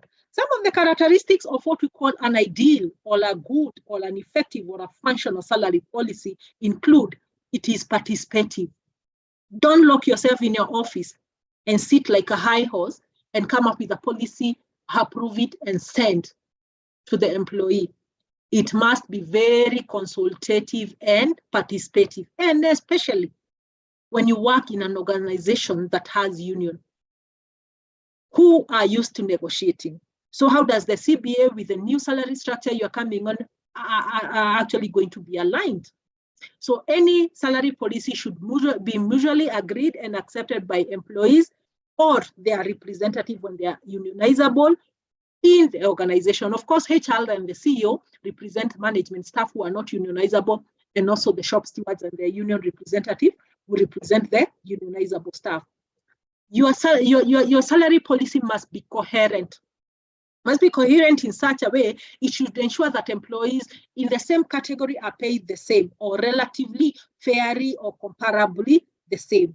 Remuneration must be internally coherent to guarantee a good working environment within the employees. It must be individualized. Talk about discretion and looking at an organization as a distinct entity. An organization salary policy should take each employee's individual results, accomplishments, skills, experience into account, while also maintaining the coherence within the organization. It's essential to find the balance between the fixed and also the variable pay, because you can pick a salary that is within your structure, but this person is going to bring more because they're going to bring more clients, and you could recommend to the management that you consider the variable pay. For every client they bring, for extra performance they do, then you come up with the bonuses and the variable pays in terms of issues like commissions, which will set them apart from and not again offend the existing existing salary structures. Then competitiveness. Your salary policy should be competitive internally and also externally, and give someone something to look forward to and to work for. So we say pay must be in line with the market if the organizations want to attract and retain their talent. This also helps to reduce the absenteeism, where people have to do other side hustles, staff turnover, and it also should be able to stimulate employees' commitment and also productivity. It must be simple and understandable by all the employees, not just in HR jargon. It should have some level of permanency. This means that the salary policy should last long enough to avoid any changes constantly. You cannot be having a different policy and a salary structure every year or every 2 years.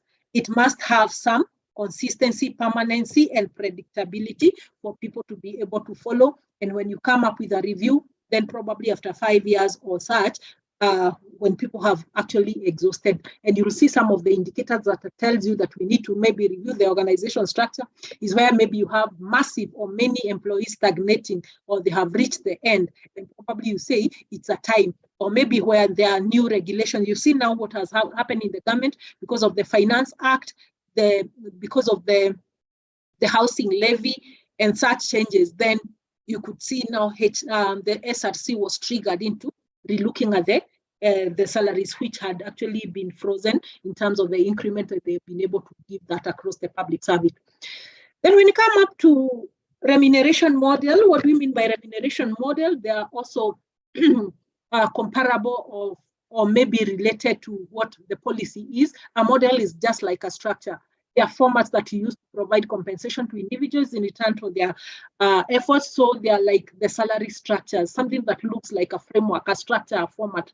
The exact type of model I use depend on the nature and the relationship between the individuals, the organization, the culture, and also the industry and the sector that you are in. And at times they're also included in the employment contract of an individual. So you'll find like in an employment contract, you may be given incentives like club membership, which may not be in the salary structure or the compensation package. So it is entrenched into your employment contract for individuals. So many organizations operate with the use of several remuneration models based on classes or levels of employees, with some being used for hourly employees in the wages, overtime, while others serve as a basis for compensation related to salaried employees, either monthly or also the annuals. This is just one example of a model which looks at what are the benefits that you have, that you're carrying. What is your pay level in terms of the grade? What is your basic pay, salary, wages, and what is the variable component of your salary within that package? And these are determined by factors like, what is the culture of your organization? Do you have unions and the contributions and the effects of the union? What is the level of the economy and the economic changes, inflations? What is the law, the regulations and the registrations in the place? What is your planning and controlling in terms of the available budgets and what you do, the affordability? Again, look at who are the people that you're bringing, the workforce. What is the component? What are the skills? What is the nature of your organization compared to the others? Are there relocation aspects, things like disturbance allowance, relocation, the per diems, and all that is there? Then, is it an international organization? And we have comparable factors with the international standards that you have to anchor with, especially the people with the NGOs, also the international companies. Another, how we do the remuneration modeling. Of course, that's a model, a structure, a format. We've talked about a framework. So how do you do the modeling, or how do you come up with what you call remuneration modeling, which is almost close to what I've explained to be the job evaluation? In a very high level, we said you must do the job analysis. Then from the job analysis, which someone called JA, you come up with the job description. The job description gives the overall purpose of the job. It has a place for all the job responsibilities and duties, and it has what we call the job specification. The job specifications carries the skills, the knowledge, and the competencies and the skills that are required of them. That's fair enough about the job description. Then you use the JA data to come up with the job evaluation, which we said it is determining the relative worth of a job. Then from there, once you determine the relative worth of the job through the rank, then you come up with what we call the job hierarchy or the ranking. We have the senior management, we have probably the directors, the GM, the senior management, the supervisory, the clerical, and the support staff. So you create that job hierarchy. Then you do maybe the pay or the salary survey if needs be. Then you come up with the pricing of the job. Which jobs do you want to price, and which data in the market do you want to? Then from the pricing, you're able to come up with your pay levels and the pay grades that you come up with in your structure. So that's basically on a very high level. And I decided to use that picture just to explain. And how do we do internal job structures, or how do we determine? Again, here, I'm trying to use a lot of pictorial for ease of understanding, but I think in my explanation, I've explained most of these things. Internal relationship in the organization, it's talked about the organization structure. I said the way HR instruments are interrelated. Come up with the organization structure. Do the job analysis. For those people who don't understand, the JEA is collecting information about the nature of the specific jobs and coming up with the JED from there, which is a summary report that identifies, defines, and describes the job as it actually performed. And then you do the job evaluation, compare the jobs within the organization, and come up with a job structure. That's ordering of the job in terms of the hierarchy, in terms of the content, the relative work, and you look at the things like the job responsibility, the risk of the job, additional, maybe the authority matrix. Those are some of the things that you look for. So some of the major issues in job analysis is, why are you collecting this information? Just don't do it because other people are doing it. You must be able to establish the pain point and why you are doing this, because you're having these challenges and you want to close this gap. And what information is it needed? How do you collect this information? Do you use already done surveys? Do you do primary data? Do you write to people? And who should be involved in this data collection? And how do you intend to use the results that you get from that survey? So again, that's how you determine the internal job structure. You must know why you're going out. Don't go out because other people. We've talked about the external competitiveness.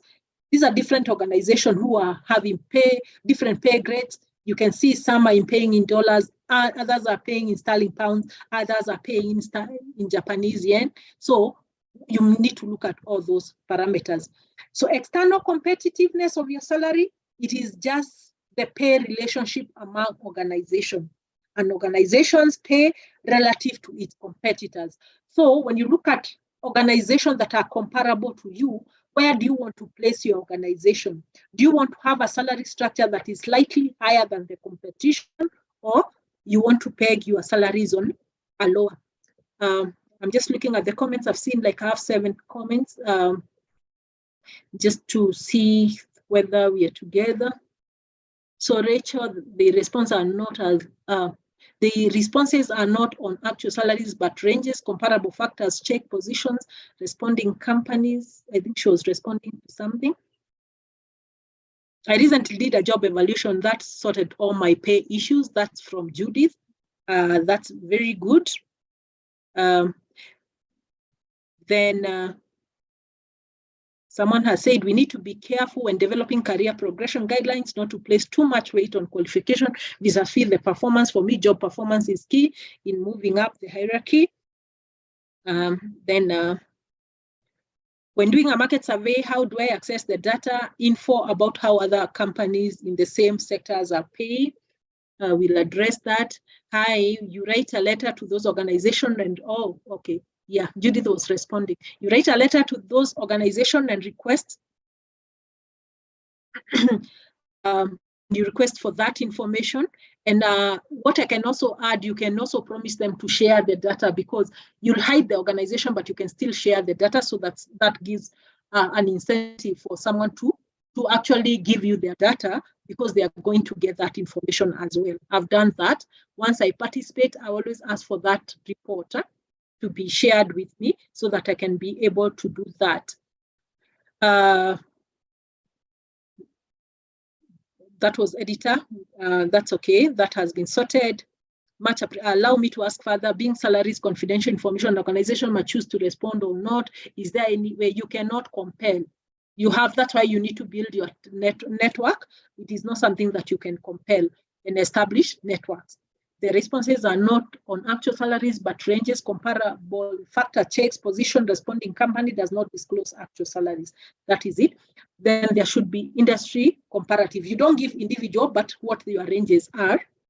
So I think that I can see we are together and people are just discussing. After this, ensure that you exchange contacts so that we are all in this together. So that meant industry collaborations. That's great, Rachel. So ensure that you're able to talk to your colleagues, have network, know the HR in this organization. So when we come to that, you can always easily have this. You don't have to reinvent the wheel. So I'm happy with that. I'm happy with that. I can see we are following. And we are now talking about external competitiveness. And we said you compare and see where you want to range yourself, where you want to range yourself on top of the competition, or just maybe similar level or at a lower level. So we say external competitiveness describe the ratio of the salaries and the compensation characteristics for certain jobs in the organization to common compensation rates of similar entities in the market. So the higher the organization evaluates the labor of its employees, the more externally competitive you remain by doing those regular surveys. And we say in practice, it is expressed by setting a pay level that is above, below, or equal to the competitors. And also you should always be able to tell where your pay levels are among your competitors. Are we above, are we below, or are we equal? Because employees know, so you should also have that information. Then considering the mix of pay forms relative to those of the competitors. Just don't look at the salary. What are the mix of other compensations and how are they relative to your competitors? Then you can beat your drums on what you're doing better than them. Then both pay levels and pay forms focus on two objectives: to control your costs. As a HR, you must have the business acumen. You must know your financials and financial. You must be able to check the financial health and affordability, so that by the time you're taking a proposal, you have done all the maths and you know the ratios and the percentages of your remuneration or PE cost relative to other operation cost. And you know whether you push for performance or you push for pay, then you are able to look at it. Because I always tell my employees, if you work hard, you make more money. I'll not struggle when I go to the negotiation table. It will just flow. In fact, our bonus system is pegged on performance. We are given a particular budget, perform at 100%, rather use the whole 100%. Perform at 80, you'll only consume 80% of that budget. Perform at 40, you'll only consume. So employees know, and they have to push the envelope for us to be able to get that. And once they are able to look at the financials and know we are doing very well, they can even push for higher pays and perks and compare themselves with the other competitors. So control of the cost must be very clear. Then how you attract and also retain your employees is very critical. So what shapes the external competitiveness of an organization? First, what is the labor market factors like? Do we have demands? And in fact, what we say is the demand and supply relationship. If we have a lot of people who are unemployed, who can work and you can easily get, then mostly the salaries are likely to be moderate. Product market factors. What is the degree of your competition in your sector and industry? And what is the level of your product demand or your services? What you are doing, what is the level of demand in terms of what you make? Then what is the industry that you are in? What is the company strategy? What is the size of your organization? And also the individual manager when it comes to the competitiveness. There are people who are very penny wise and pound foolish. For example, if you work for an Asian organization or a manager who is an Asian, they'll try to squeeze you there as much as possible. And also some private entrepreneurs. So factors affecting external, both internal and external: nature of the competition for external, nature of the market, the labor market, the government regulations also dictates. Internally, you look at what is your corporate strategy? What is your corporate philosophy on compensation? What is the type of job that you're talking about?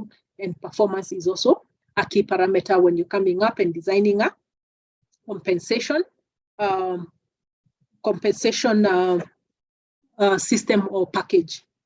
Then let someone ask about the salary structure. How do you get the data? How do you go that? Let's understand market pricing and what is marketing pricing all about. It's what we call loosely benchmarking. And we say market pricing is the process of analyzing external salary survey data to establish the worth of the jobs. And we say market pricing is the process of determining the competitive worth of the position compared to the competition. And it's one of the most common methods of evaluating the job to see how you rank. So in order to do your market study, it is important to understand the components That's why the job analysis is very key of the position to be priced. What are you going to price? As well as the competitive labor market, the geographical positioning, the industry, the size within which you want to compete in. Then market pricing represented by the data based on the scope. What is your scope of what you want to go? You look at the market, the company size, industry, geographical location and such. You look at the scope of the job, because one job that is localized or centralized in one location may have a different pay with a job that is located in multiple regions. So, and maybe a same position in Kenya may be different position in the US if you're looking for international. A pay structure or a position, probably a sales position in Nairobi could be different from that one in Mandera or Garissa. So you may look, that's why you see even issues like the per diems rate. You also look at the regions and such, and also the levels of the job. The results of the market pricing can be utilized to develop a salary structure consisting of compensation grades and also the ranges. Those are some of the things you look. And market pricing should be done periodically to ensure that you remain competitive and you are aware of where you range in the competition or in the industry. So market-based pricing process, it involves issues like, actually it is the steps you follow. The first one is data sourcing. Determine where is your source of data. There are many sources of market pricing data. So you must be able to choose what is the most appropriate, reliable source of your data. So you can get these from published survey sources. And you have, these ones you can buy from maybe consultants of such firms like KPMG.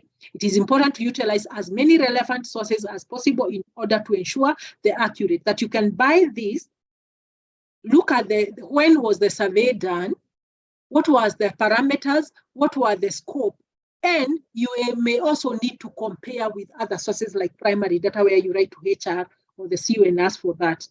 Then the other stage is after you collect your data and you've determined your source, you do the benchmarking.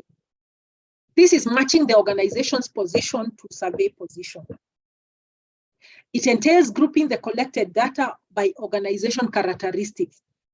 Like if you go to a particular organization, you must be able to look at what is their budget size and what is your budget size. Are they comparable? What is their staffing level? Maybe you're talking an organization with over 500 or 1,000 employees and your organization has 10 employees. Are they comparable? The type of organization location. Use data from this grouping can create a composite average that profiles the organization and what you're looking for. Then you also look at things like you proceed and do now the job evaluation and implementation. You've determined the source, you've done the benchmarking, compared the parameters that are key, like the budget, the staff, and the type of the organization, then come and do your job evaluation. Remember, you have already done the job analysis and profiled your job, and then you implement. So if the benchmarked positions represent a range of organizations' jobs, the ranking method or job evaluation can flash out the pay ranges for those positions where survey data is not available, and you can be able. The other things that you also consider is the issues of aging of the data. The data that you have collected, of course, it has the ranges. When was that salary structure implemented? Is it something that have stayed for over 10 years? Or is that organization at the tail end or the last end of implementation? Because you have to look at the scaling, that once you collect that data, you don't just look at it for today and this year to implement. How do you scale and project that data in terms of promotions, the salary increment, and for how long do you want it to serve you? Because the issues like inflations keep on differing with the year. At what period was it? What is the age of the data?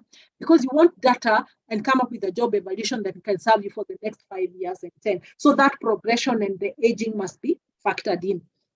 So some of the important tips is that every survey has an effective date. Therefore, all data must be aged to a common date, utilizing a prorated percentage and average merits, increase award in the competitive markets. And that's what now the experts in the job evaluation will do for you. in terms of using all that. And once all the data is aged, multiple measures of central tendency should be calculated, such as the averages, the median, and the weighted averages to determine the best estimate for the market value at that point and the point that you're going to implement. So some of the key questions about benchmarking paid data is, what are the benefits of benchmarking? Why do you need to do benchmarking? What do you intend to gain from there? And what are your objectives? And who should we benchmark against in terms of the organization? And how do we choose which surveys among the many that you have collected do you choose? And how do we interpret the results that comes out of it? So those are key considerations. Maybe I'll pause there before we come to pay surveys that we've talked about. I think I've touched, and you can see we are building up as we proceed. Any question at that point?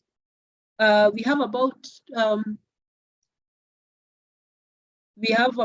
40, 50 minutes to go, and I hope I'll be able to finish the rest of the slides.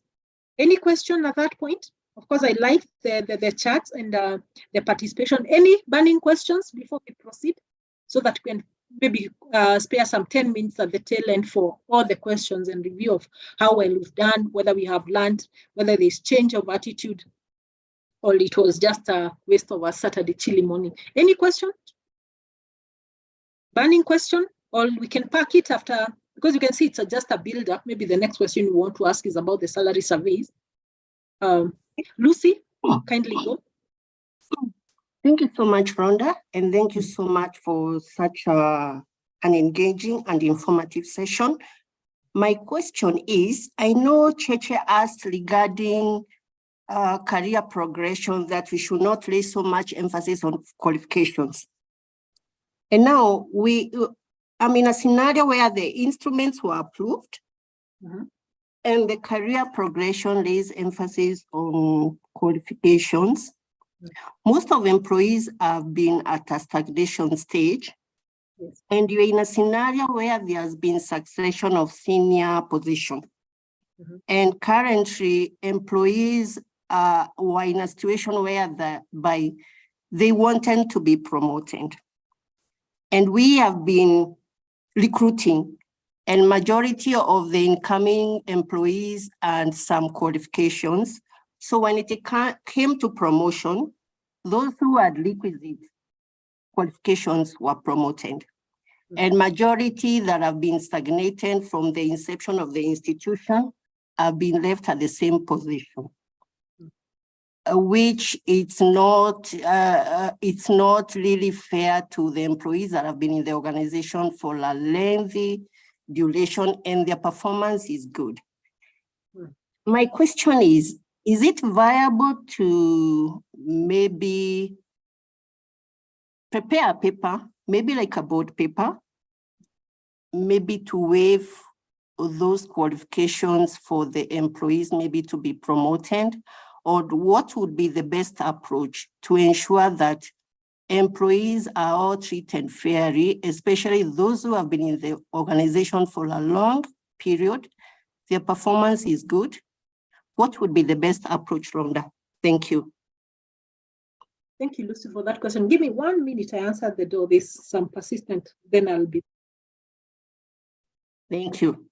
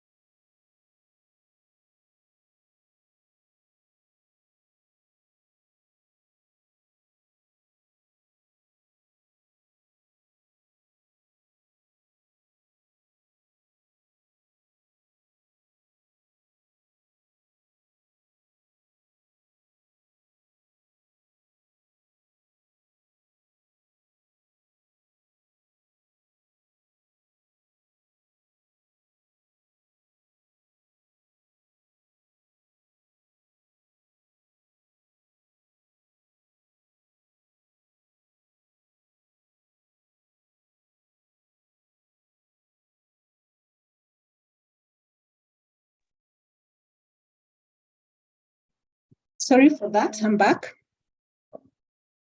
We can proceed. You can hear me? Lucy, you can hear me? Yes.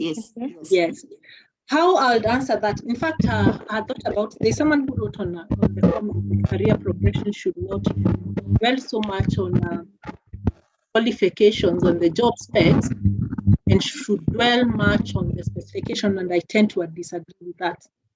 If you understand what is a career progression and the purpose of a career progression, you cannot divorce qualifications from a career progression as what you call the scheme of service. That is what it addresses. And when you talk about the career qualification, the qualification of an employee, it is a progression. And you cannot tell me that someone will not add their skills and the qualification and still do the job at the same level. Why career progression is there? We want to see someone developing and growing from one stage to the other. And what people always confuse, that because an employee is a very good worker, can also become a very good leader or a manager. When you look at the career progression, we are looking at an employee moving from, I don't want to use the word support or manual, but that's what I mean in a layman's language, to someone who is doing routine job, to going into specialization, moving into management, and going into leadership. That's what career progression, to the lowest to the highest rank. And for you to be able to grow from one stage to the other, you must develop yourself and acquire more skills and knowledge and qualifications. If you look at the work environment and even everything that we work with and we rely on, it keeps on changing. Whether it's technology, there is so much dynamics in the workplaces, in the industry, and everything you do.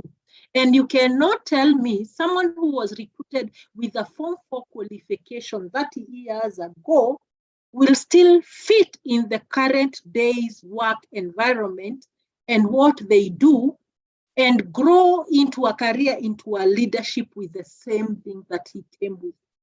They need to advance, and there is no reason why an employee should not go back to school and enhance what is required. But the problem is that we bring it when we are already at a stage of quagmire, where people are stuck for so long and we are looking for a fast solution for them, yet we have kept quiet for 30 years and we never informed them that for them, even by the time you promote them to the first level, second, third level, and now they are stuck, that for you to be able to unlock this, you have to do 1, 2, 3. I can tell you recently, I was working in an organization which is on, actually judiciary, was on a judicial attachment there. And one of the gentlemen that I met is 2 years to, in fact, he told me he's 58 and he's retiring in 2 years. And at that point when we were sharing, because I was looking for parking, and I told him, the first thing he told me, you don't look like a student. I told him, I don't look like a student, but I am a student. I don't know whether it's a midlife crisis that I'm coming now with a young, you can imagine you're going to a position to go for attachment with kids who are old enough to be your kids, in their 17 years, 18, 21, and you are here and you are not a student. I told him, I'm a student at my age. And what impressed me about him, at 58, he told me last year he just finished his Form 4 qualification. And now what he was showing me, he's doing diploma, and before he retired, he wanted to have a diploma. And he told me even after retire, he will not stop there. He'll do a degree. I did want to ask him what he's doing that for, but it's coming a bit too late because people are not aware. As HR, what is our role? In terms of employees' development, do we talk to them and do we entrench this so that they know from the word go? There are people who know, the people who know that they'll get stuck at some point. So you should be able to tell them. So there's no way you can detach career progression with qualification. That would be a lie. And you'll try to use that career progression and you will not do. What will happen to the young people who are coming to the workplaces and they are spending all their money and effort going back to school? It will be very difficult. So the two cannot be divorced. I don't know how many can truly tell me that in our organization, and the biggest challenge, career progression guidelines, you even have to look at the equation of qualification with the Kenya National Qualification Authority. How do they equate, even for them in terms of the entry for the craft and all those courses and the Form 4 and even the diploma? It is an indirect career progression that guides them. Who have been able to convert, because you must come up with a very systematic way and consistent way that can be relied on to say that you can be able to equate 30 years of working experience to a degree. You must have a way of equating. How many people have been able to equate? Of course, in some organizations, there are organizations that we have pegged a CPA KI to be equivalent to a degree. Have you made that in your policy and done that that equation? Because when you're coming up with a career progression guideline, it has the notes that someone who has asked these will be considered. Of course, the career progression does not condemn an employee that if you came with a Form 4 or a diploma, you'll die in that position. It gives a progression up to a particular level. Like you can grow to one level, second to the third. It will give you like 3 levels of growth in that career progression. But beyond a particular point, you will not be able to move. So in such cases, what will have happened, that this person have sat knowing that, have exhausted the common and promotable cadre, and have reached a position we want to push through. Of course, the other thing that I find in career progression, especially in the government, if you look at the position of the secretary and the CEO, for most organizations is statutory. All the qualifications are pegged in the statute that brings out that existence of an organization and will barely give a qualification of a university degree with 8 years of leadership or experience. But when you look at your career progression, there's always a break because you keep on adding when you come up to the director. So you might, if you're not careful, because you have to be in compliance with that statutory requirement, you might find that even the director's position, being a technical position, calls for someone with master's, leadership trainings, must be a member of a professional body, which is not a requirement in terms of the statute of that organization. So you have to look for a way of balancing whether to remove the CEO from that progression so that the statute, because you can imagine if you are to place that the CEO of that position requires this qualification and you put that an advert, people will compare with what is there in the statute or the constitution and might challenge it on basis of the discrimination. So my considered view, there is no way you can divorce. But if you want to bring those now discretion, you must come up with parameters of equiting that are known for all the staff and must be applicable to all the staff. And the challenge is when you do an analysis of your workforce, if you have a workforce of about 300 employees and you find like this is affecting over 100 employees out of 300, do you have positions that you can promote them into?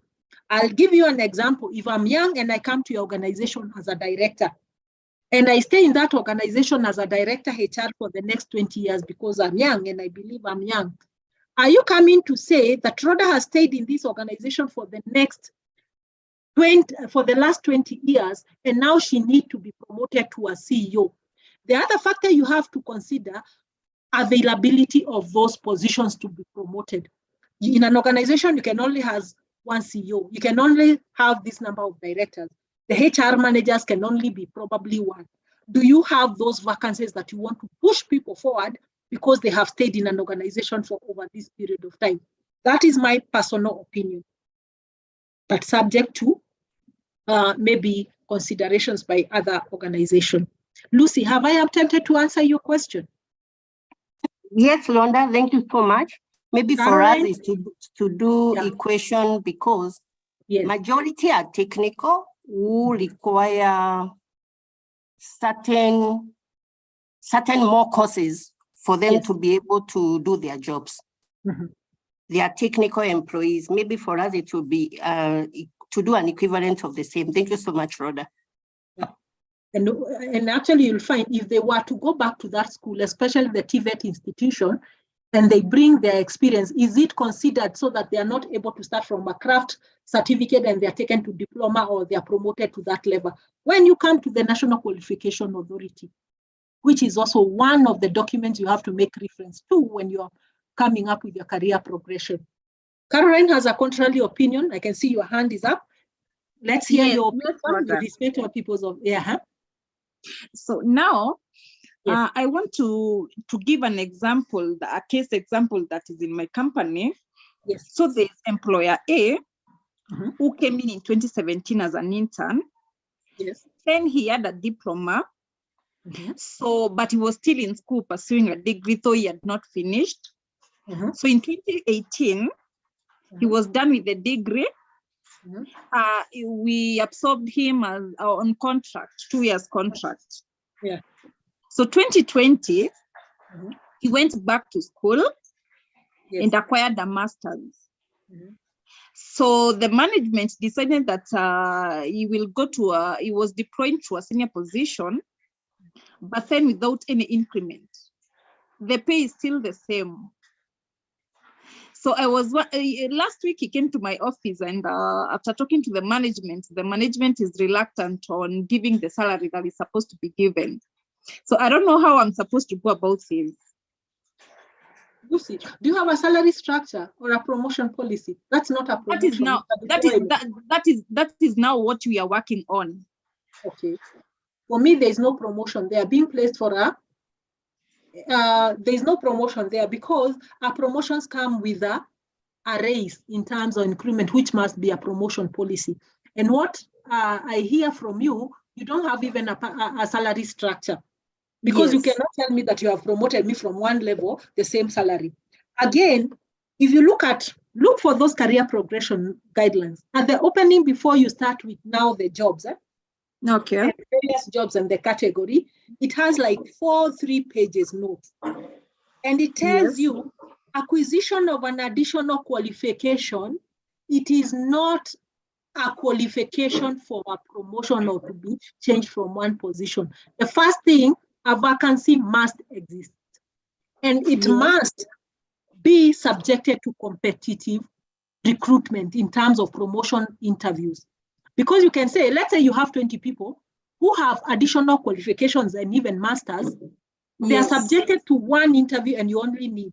There must be availability of a position and there must be approval for filling that position. Not just unilaterally, that Rhoda has gone back to school, has come with a degree, and I need a promotion. Is the vacancy there? Of course, when you're looking at your compensation benefits, especially for those people who reward fusion, you may come up with a benefit policy that says that if you acquire an additional qualification, you get a salary increment notch at those organizations. So what you get within the same grade, you get 1 notch increment. But those qualifications are very specified, and mostly they'll be professional, or if it's within. You can imagine Rhoda is a HR director in a particular organization, went to that position because I had my master's and I was given the last notch. If I come and bring a PhD and I bring another degree in law or whatever, am I going to get any increment? I'm already at my marks. So that will not be applicable. It will be subject to available notches to move. Or probably you bring a degree, you are due for a notch, which is the last notch, and you cannot move. You will not get that. So the wording of their policy must be very clear. And what is the reason why we review our policies in the workplaces as HR? We review our policies because of the challenges we are experiencing. We come up with a policy, we implement it. So the implementation challenges and the issues is what will dictate whether you are going to review that policy or not from the experience. And by the time you go to the board, you say, we have this policy, but we're having these challenges. which even them, they'll have seen. But I don't think because someone has brought a paper, you should write a board paper to the board to ask them for the promotion. That promotion, what you call promotion in court, was just to maybe play with their psychology, because which promotion is a promotion without a salary? So a compensation, and those are some of the things now makes your organization require a standalone compensation or a salary policy, so that, or a whole chapter, so that you are able to air all that. Actually, existence of a job in a career progression guidelines, it is not an approval to recruit or to promote.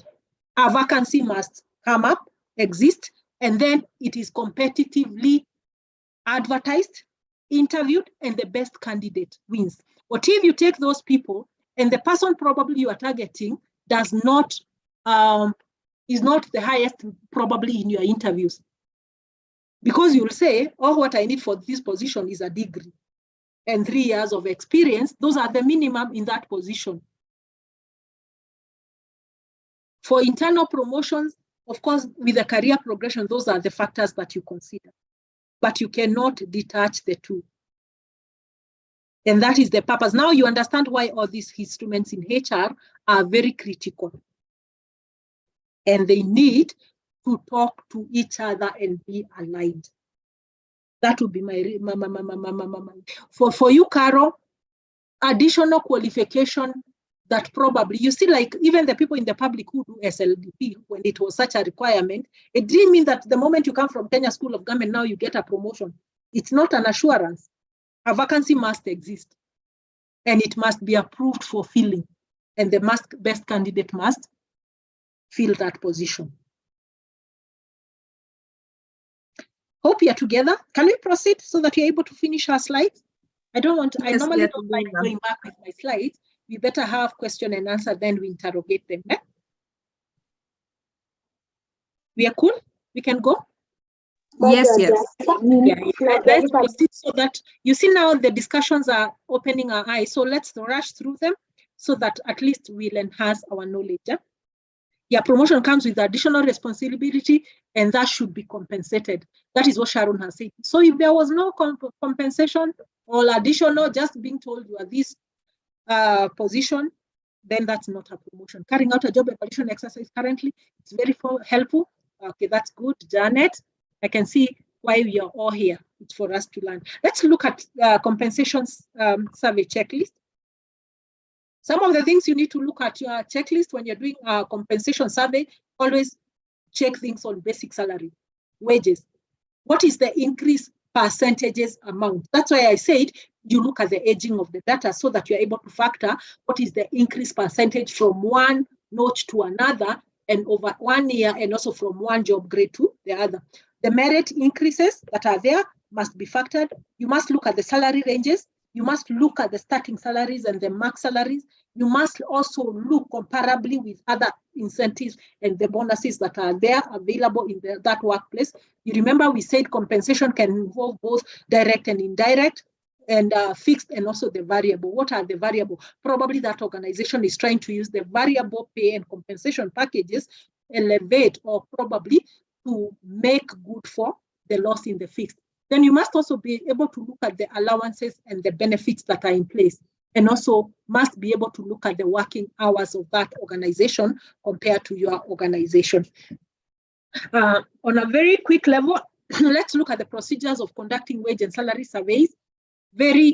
On a very point, it's very clear. You must be able to define the labor market. Then you must list key job positions that you want to benchmark with.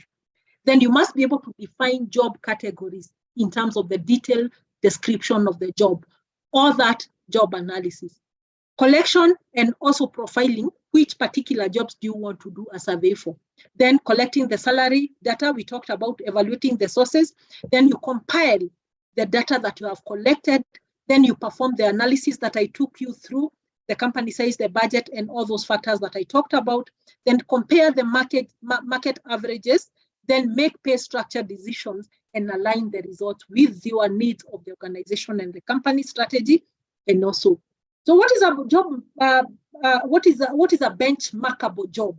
A benchmarkable job it is a job that you can take from one organization to another and mirror them. Like a messagerial job, a driver's job, it's a benchmarkable. For those in the financial sector, a teller does a telling job. Wherever they go, a teller of a bank is a teller.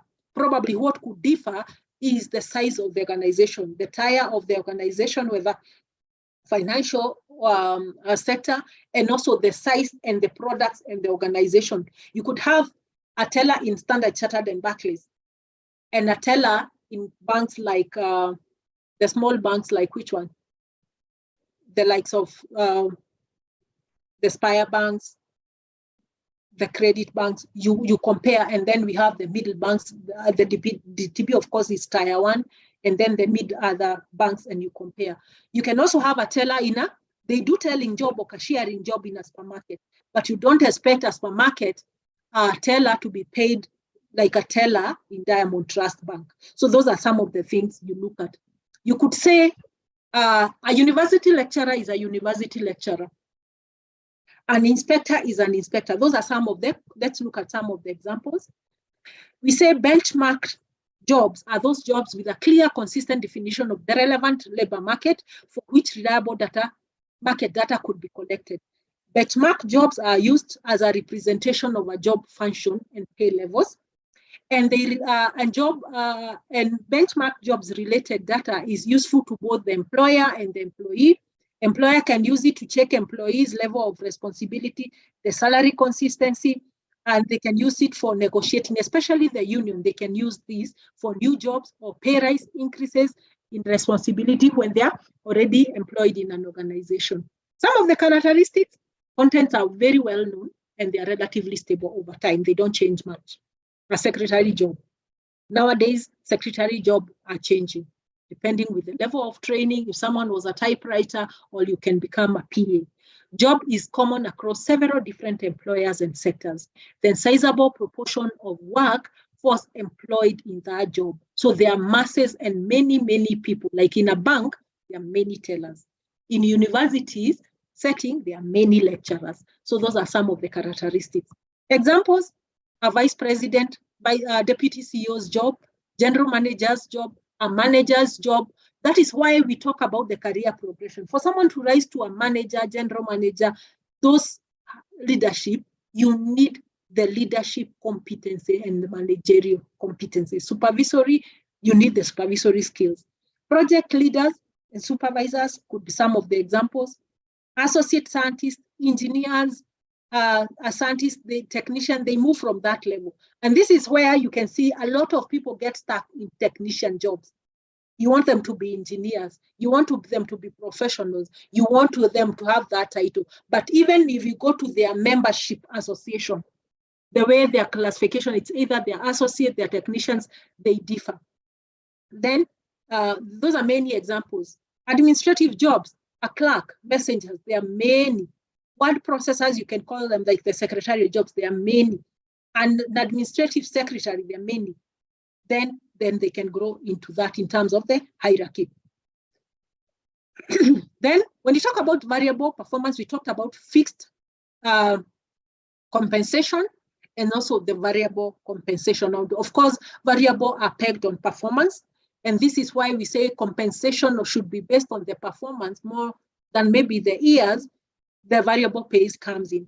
So we say a variable pay, an employee's compensation that varies with the organization business performance or individual performance. The classic type of variable pay is mostly the sales commissions, where the sales representatives get for each sale they make. And we say variable pays are normally counter-cyclical. What this means that it may cost an organization more to pay variable pay when the performance is high. Yet, when an organization is not performing well, then they'll spend less expense because there are no variable pays to be paid. Hope this is clear. That when an organization is really well performing, they'll incur more cost in terms of variable pay because they can see the results and the bottom line. But when an organization is not performing well, people don't hit the targets, you don't have to be paid the commission, you may think in terms of the cost, your saving cost and your compensation cost is low, but yet the productivity and the performance and the profitability is low. So that's why we call it counter-cyclical. It is also less costly when business is not doing well and it's less able to afford variable pay. Then if an organization performs well, then the employees will earn more income. The most effective variable system have been those that have established business teams and business units and performance targets, which are anchored on that. So you must have a working and effective performance management system. So variable pay assumption, of course, variable pay is anchored on the following assumption, 4 main ones, that better performing employees should receive more compensation. So that is why you see, you should be able, especially the people in private or for profit, try to have a mix of fixed and the variable. And especially the people who are high flyers and are performing and you want to pick them.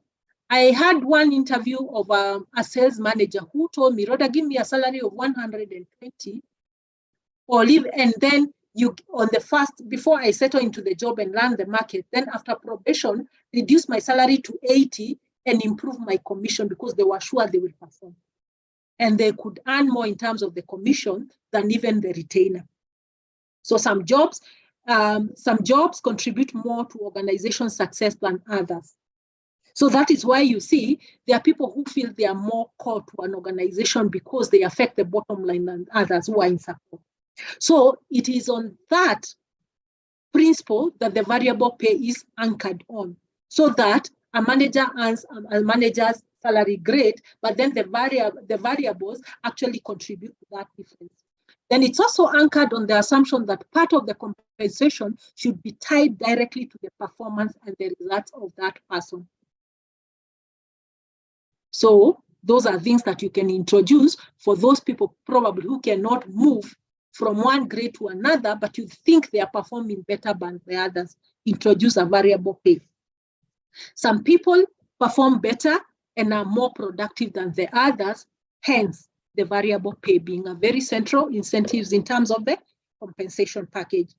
Types of variable pays, it could be individual-based, organization-based, or a group-based.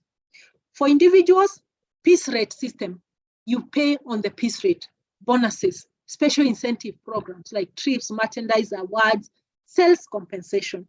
For a group or a department or a team, you could have things like the team building activities, a team being sponsored for that. It's based on the group team results. Gain sharing or goal setting, quality improvement, cost reduction, or even being allocated more budgets to that. Organization could be profit sharing, employee stock, bonuses across the stock options, deferred compensation for those people who understand those terms in the private and also in the corporate sector. Then let's look at how many of us do budgeting? Is one of the requirements for a HR. And that's why I keep on saying you must have the financial acumen and the business acumen to know the heartbeat, because you cannot come up with a compensation plan if you don't feel the heartbeat and the health of the organization in terms of the financial capability. So typically, compensation focusing and budgeting cycle would entail 3-step process. The first one, you're focusing HR requirement. What are the impositions that the people you have? Look at the corporate strategy. What does the organization want to go in the next 5 years? What are the manpower requirements? And then you budget. You also look at the people you have, whether they are qualified, they can do the job, or you need to do that. Then you also look at the demand and the supply. How easily can I get that? Then you do those projections. After that, do the planning. Predict the future HR needs of the organization. After you analyze your current human resource, plans are aligned to the organization's strategic plan and the strategic objectives. And that is why for all the activities you do in HR, your planning, your policy, the strategy must be anchored on the organization's strategic plan and overall goal. Then you go ahead and do the budgeting. So the budgeting will involve systematic collection of information and that data so that the finances needed to support the organization objective can be projected.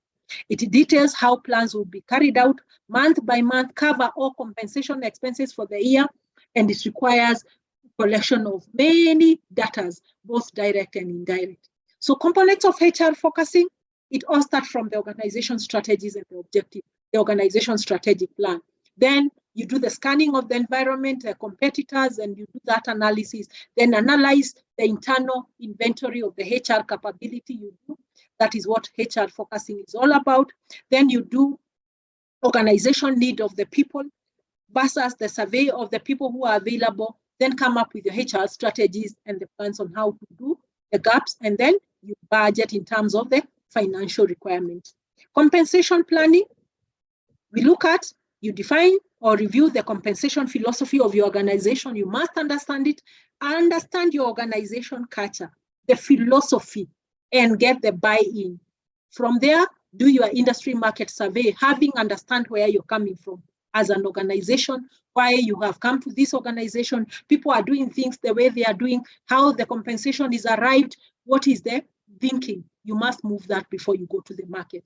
After going for the market research through the survey, analyze your internal compensation data that you have, then align your planning with your business goals, start creating salary ranges and the grades that are affordable, manage your compensation budget for controls and budgeting, then you monitor the execution of that and make any adjustments that are required so that you remain afloat. On a very high level, components of HR budget, you have to look at the strategic plan of the organization because your plans are derived from there. So you respond to the business needs by knowing the number of people you need to recruit, the incentives and all that. Then you do the recruitment and onboarding, come up with your benefits and compensation to the people that you have recruited and the in position. Ensure there's learning and development, train your people so that they can perform. Then look at the benefits and welfare in terms of the management every day of the employees, and then embrace technology and also ensure compliances with the registration, the regulations, and what is required in terms of the compensation. Then some of the components for the people who are new in the budgeting, you must be able to look at the number of employees projected for the next year. You must be able to look at the benefits cost increases and the projection, the people who are due for increment. There are people who do one increment for 1 year, and then there are those people who have 2 anniversaries of January and June. So you must be able to project. You must also be able to factor in, are you likely to have internal promotions? How many people and which position are you promoting? And what is the financial implication? Also look at the salary cost increases or projection and the related benefits item that will be affected by the salary, especially basic salary increment. When you have a move in the basic salary, it is likely to affect your pension, it is likely to affect your group life, your WIBA, and any other, the gratuities, so you must factor all of them. Then what is the projected turnover rates of the employees? What are the exits and how we are supposed to replace, how long is it likely? And you also look at the actual cost incurred in the current year, then you compare and you pick it from there. So when you're doing your budgeting, always start from the current years, then your projection, and look at those possibilities of changes. Then what are the new benefits and the programs that are likely to arise in terms of the CBA negotiations? What is it likely to result? Then you do projections so that you don't go to the negotiating table, you're asking this percentage of increment and you have not budgeted. Then you look at other changes in policy like the business strategy, the laws and the regulation, if there are bills in parliament that are likely, like I know many people have been budgeting for NHIF, NSSF, housing levy for the last probably 3 years, because you never know where the bill will be filed, there will become an act and the changes and you don't find yourself exposed. And whether you're going to be allocated that budget or not, ensure it is in your budget so that you never be accused, HR never foresaw this, HR never budgeted for that. Now we start going down now to a recap, almost like a recap in the final slides. Like we talked about direct and indirect compensation. Of course, direct we said is monetary in nature, financial, looking at things like the basic salary, wages, merit pay, and we have a list of them that we had looked for. So because of time, I may not be able to look at them all. Then categorization, we can categorize them in 2 broad categorization, financial compensation and reward, and then non-financial. So when you look at the non-financial, where most of the direct falls, we also saw their financial aspect that are indirect. And just to explain, It is a financial monetary component of the compensation and reward. It is classified into two broad, that is direct and indirect methods. When we look at direct, refer to monetary payments to employees on the basis of their tenure of the job. It's negotiations with the employers. The financial payments of the employee may be in the forms of wages, salaries, allowances, commissions, monetary incentives, bonuses, overtime, profit sharing. When you talk about the indirect methods, we are looking at the employees do not receive the actual cash or financial payment, but rather they receive the tangible value of the reward, which are based on financial grounds. But they provide indirect benefits and opportunity to the employees. For instance, if an employee have completed a specific or contract period, then after the maturity period, they may be entitled to get insurances, pension, provident fund, traveling benefits. Those are some of the indirect financial compensation. Coming for non-financial, of course, we say they refer to non-financial components of the compensation package. These methods integrate motivational or emotional appeal viewpoint and constitute, they are more of intrinsic than the extrinsic we saw in the financial. Based on the human nature, everybody wants to be praised. They want to have a motivated morale, recognition, motives, informal interaction. They comprise of proper service conditions, job enlargement, maybe for that case for Caroline, promotions, rights and the responsibility, opportunities for advancement in the organization. They want to be recognized. They want to have health and maternity leave, gratuity, medical leave, and such. So preferential benefits for non-financial methods, of course, we say they are preferential. They are not required, some of them by statute. It's a goodwill of the employee. They may fulfill the self-actualization of the employee. They get better opportunities for personal and career development, organization making better efforts to retain the employees, informal relations and interrelations with the employees, praises and recognition. We just improve that enthusiasm and morale among and feeling good that they belong. Beside all that, I wanted to briefly touch on alternative compensation solution. When the direct, indirect are not all working and people are making noise, what are the alternative compensation solutions that you can have? You can employ things like flexible working hours, maybe 10 a.m. to 4 p.m. for the people who can be able, NGOs work very well, flexible working hours for breastfeeding mothers, or maybe people who want to have other activities. You could introduce something like a Pizza Friday, or maybe Terrific Tuesday at the end of a project when people are working late on special occasions like people's birthdays. Those are some of the things you can throw in. Company awards, maybe celebrating achievements of your employees, issues like the long service award after 5 years, after 10 years, depending with what you can afford.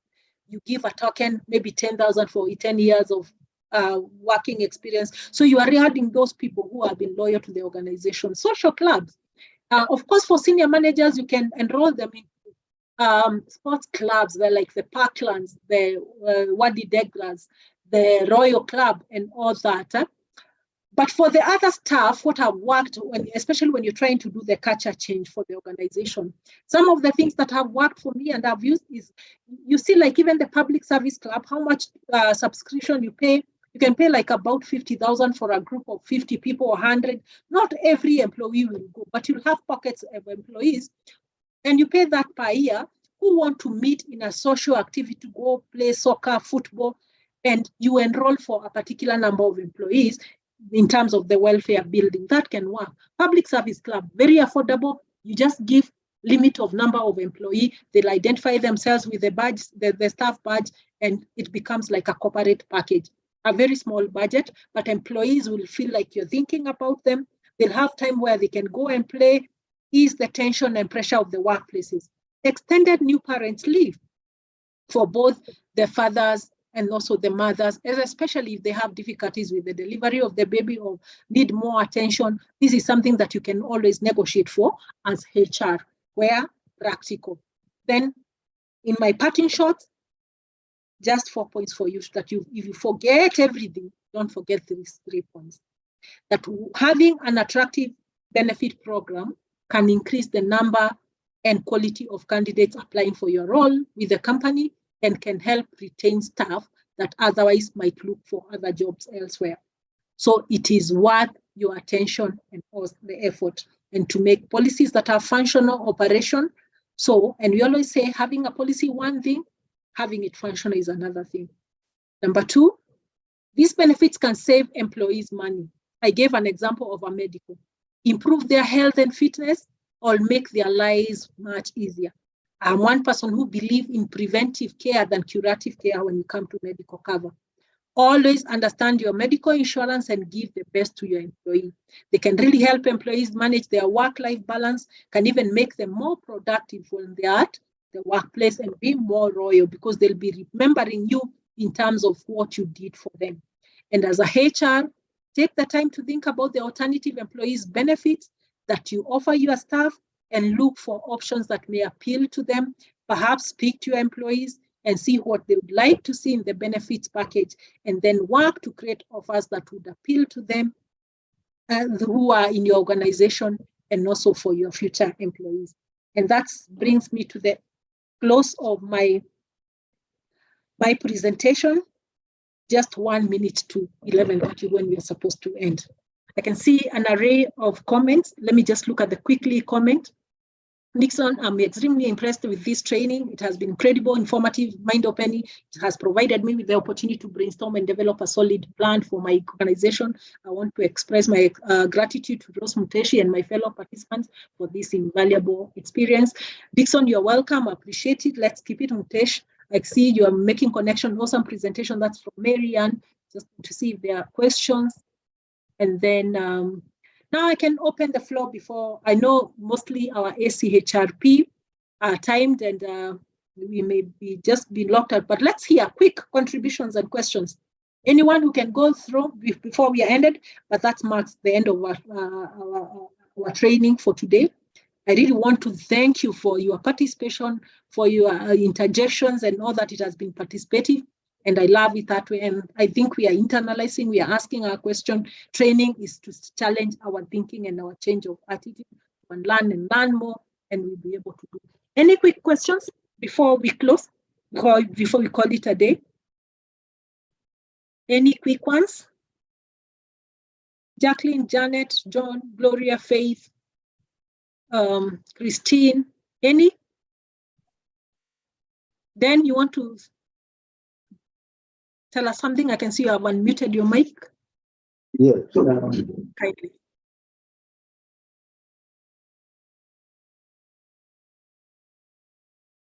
Then you've muted again. Dan is our principal for the academy, the founder of this academy.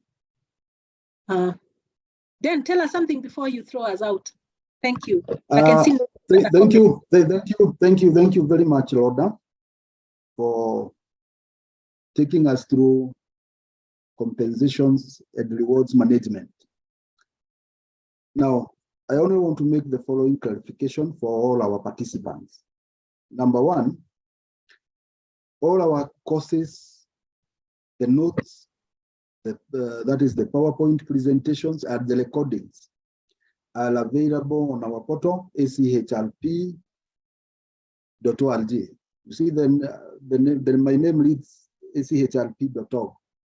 So for everyone who wants to access and listen to this particular presentation later, you should log into the website, achrp.org. Go to my courses. You'll be able to access both the presentation and the PowerPoint and your certificate. Maybe for purposes, just allow me 1 minute to demonstrate that particular aspect.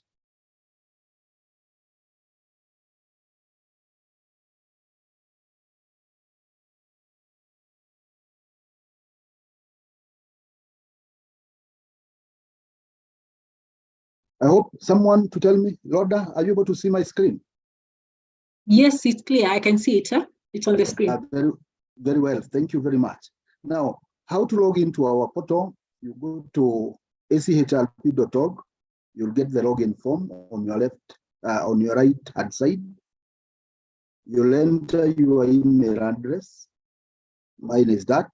The password for everyone, you'll always find HR 2021. I've put that HR 2021 to enable those who forget their passwords. They'll not call me regarding how I've forgotten my password and so on. So you just type HR 2021 and click login. It takes you to, I'm already logged into my portal. And maybe for those who have not interacted before, my name is CHRP, then Peters Godho Gadito. That's my name. Now, you'll find that you have take courses as the first menu. This part of the website is known as menu. This part, the parts I'm pointing, those are the menus. Now, for purposes of this particular training, if you had not taken this course, or you had paid and you didn't know how to load in this course so that you can access your certificate, as well as the link to this webinar. And can you stop leaving the channel? Otherwise, I'm going to remove you from all our WhatsApp groups.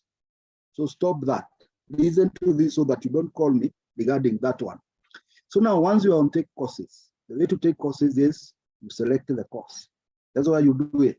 The first column, we have the select. You can see what I'm doing. Select the course. The amount will always be indicated there. You can actually download the invoice if at this point that is what you want. But if you want to pay directly, you just go ahead. The pay bill is there. The account number is there. Once you've paid, enter the transaction code and submit. The moment you do that, your courses will appear under my courses. Okay. So I've taken all these courses, and you'll always be able to see in the year 2023 the number of CPD points you have, the number of CPD courses you've taken, the number of CPD points you have. You can be able to download this form that is required by IHRM, print 2023 CPD activities record form, and you're able to move forward. So for this training that happened today, this is compensation and rewards management. It is my course number 10 this year. There is a column here, the presentation column. You'll be able to see, you're able to click view.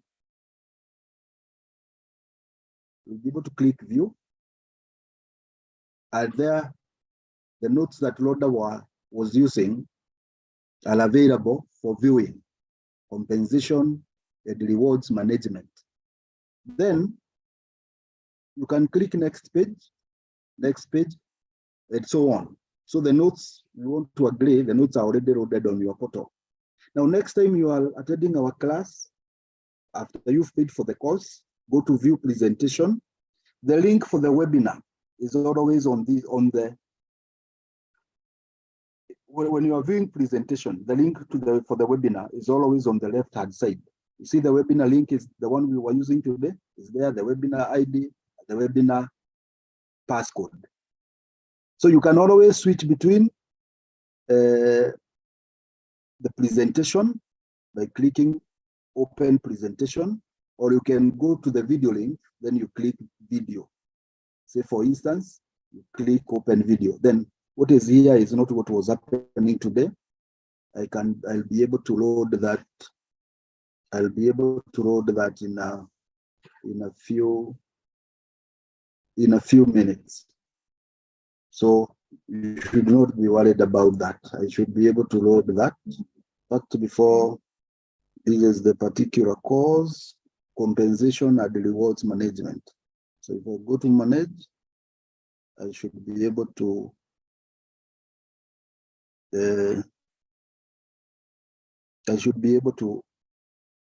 change the video link for this particular course to that.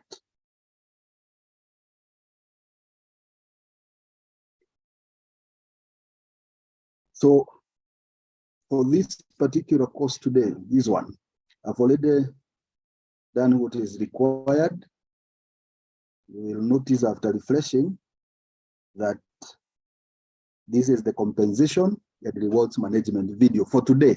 I've already done that. So there you are. You are able to see, sorry, right now it is still live. I think I should be able, I think I have on your head, they are still being recorded. This is what you'll be able to see. You'll be able to also view the instructions as I've explained them. So you'll always be able to switch between viewing video and viewing presentation. I'm viewing video, I can close the video and open the presentation. Thank you for listening to me. I've logged out, I've stopped sharing. Anyone with a question? And, yes, I do have a question. Yes, Lecho. Yeah, sorry, I was trying to follow through the login, but when I log in, the feedback I'm getting is that I am already, my email is in use, and there's no option, I think, to change password. So I don't know how to go about it so that I could be able to, get into the portal. Don't worry, Rachel. So what you do, everyone, qua chat, I've put my number there. Okay. And this is what I want you to do. If you have a challenge logging in to your portal, please do not hesitate to text me on WhatsApp. I prefer WhatsApp so that I'm able to see who I'm talking to. 300-245. And I'll tell you one last thing. If I go back there, and I want you to keep learning. Kila wakati tuwe tunasoma. Last year we got see that certificate there? We got this from IHLM, HR Tech Strategy of the Year award for this particular portal. That's what we got. And you can be able to take our courses at any time, including the courses that have passed. Get your certificate, get your CPD. And our latest addition is the library. You can read all these books for free, all of them. Starting, they are about anything, including Sidney Sheldon. It's there. There are management books, the mental leader, high stakes, a lot of books for you. But you can only read them when you are logged in. For all our participants, I'm saying your password always is HR 2021, small letters. If I want to see, and this particular, let's see what happens when you go to the library if you are logged in. So you'll find the library there.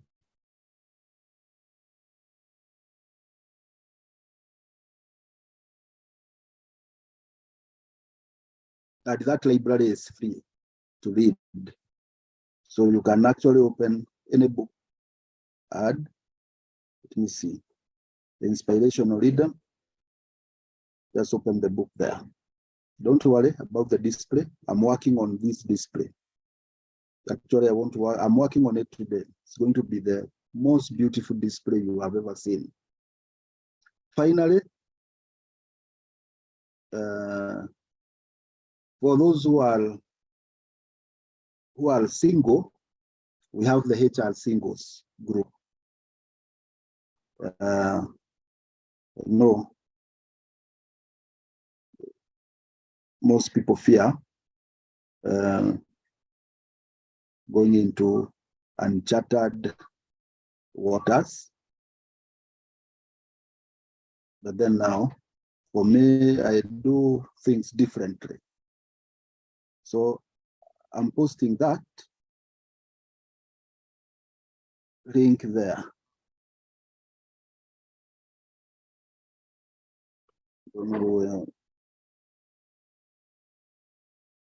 So check again on my messages. Don't laugh. Just click on your phone. That is the link. Those are Jude.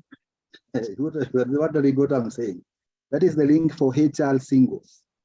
Go to our website also. HR Singles.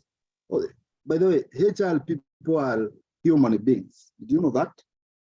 But then most people fail to understand them. So we are fencing this now. Meet other HR people who are single. HR singles.com.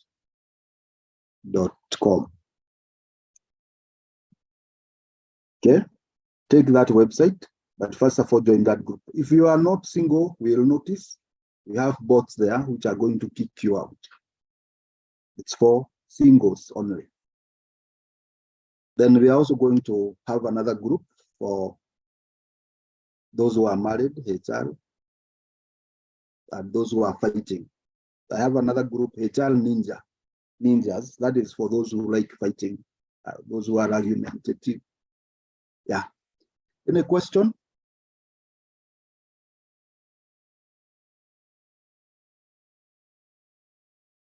Americana, we've not met this year. Thanks for attending. Rose Muteshi, thanks. Loda, good presentation. Alice Nzau. Alice.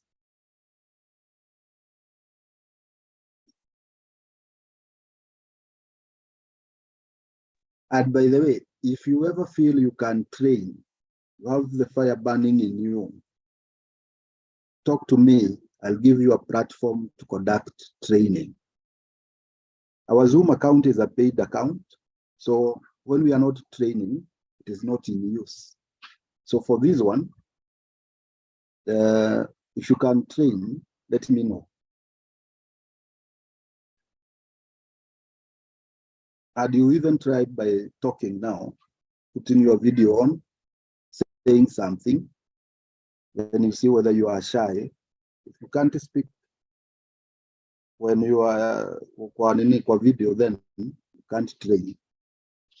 Yeah. Nisawatu, thanks for today.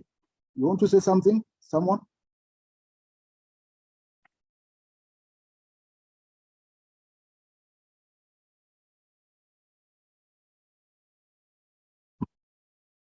Karibu, karibu.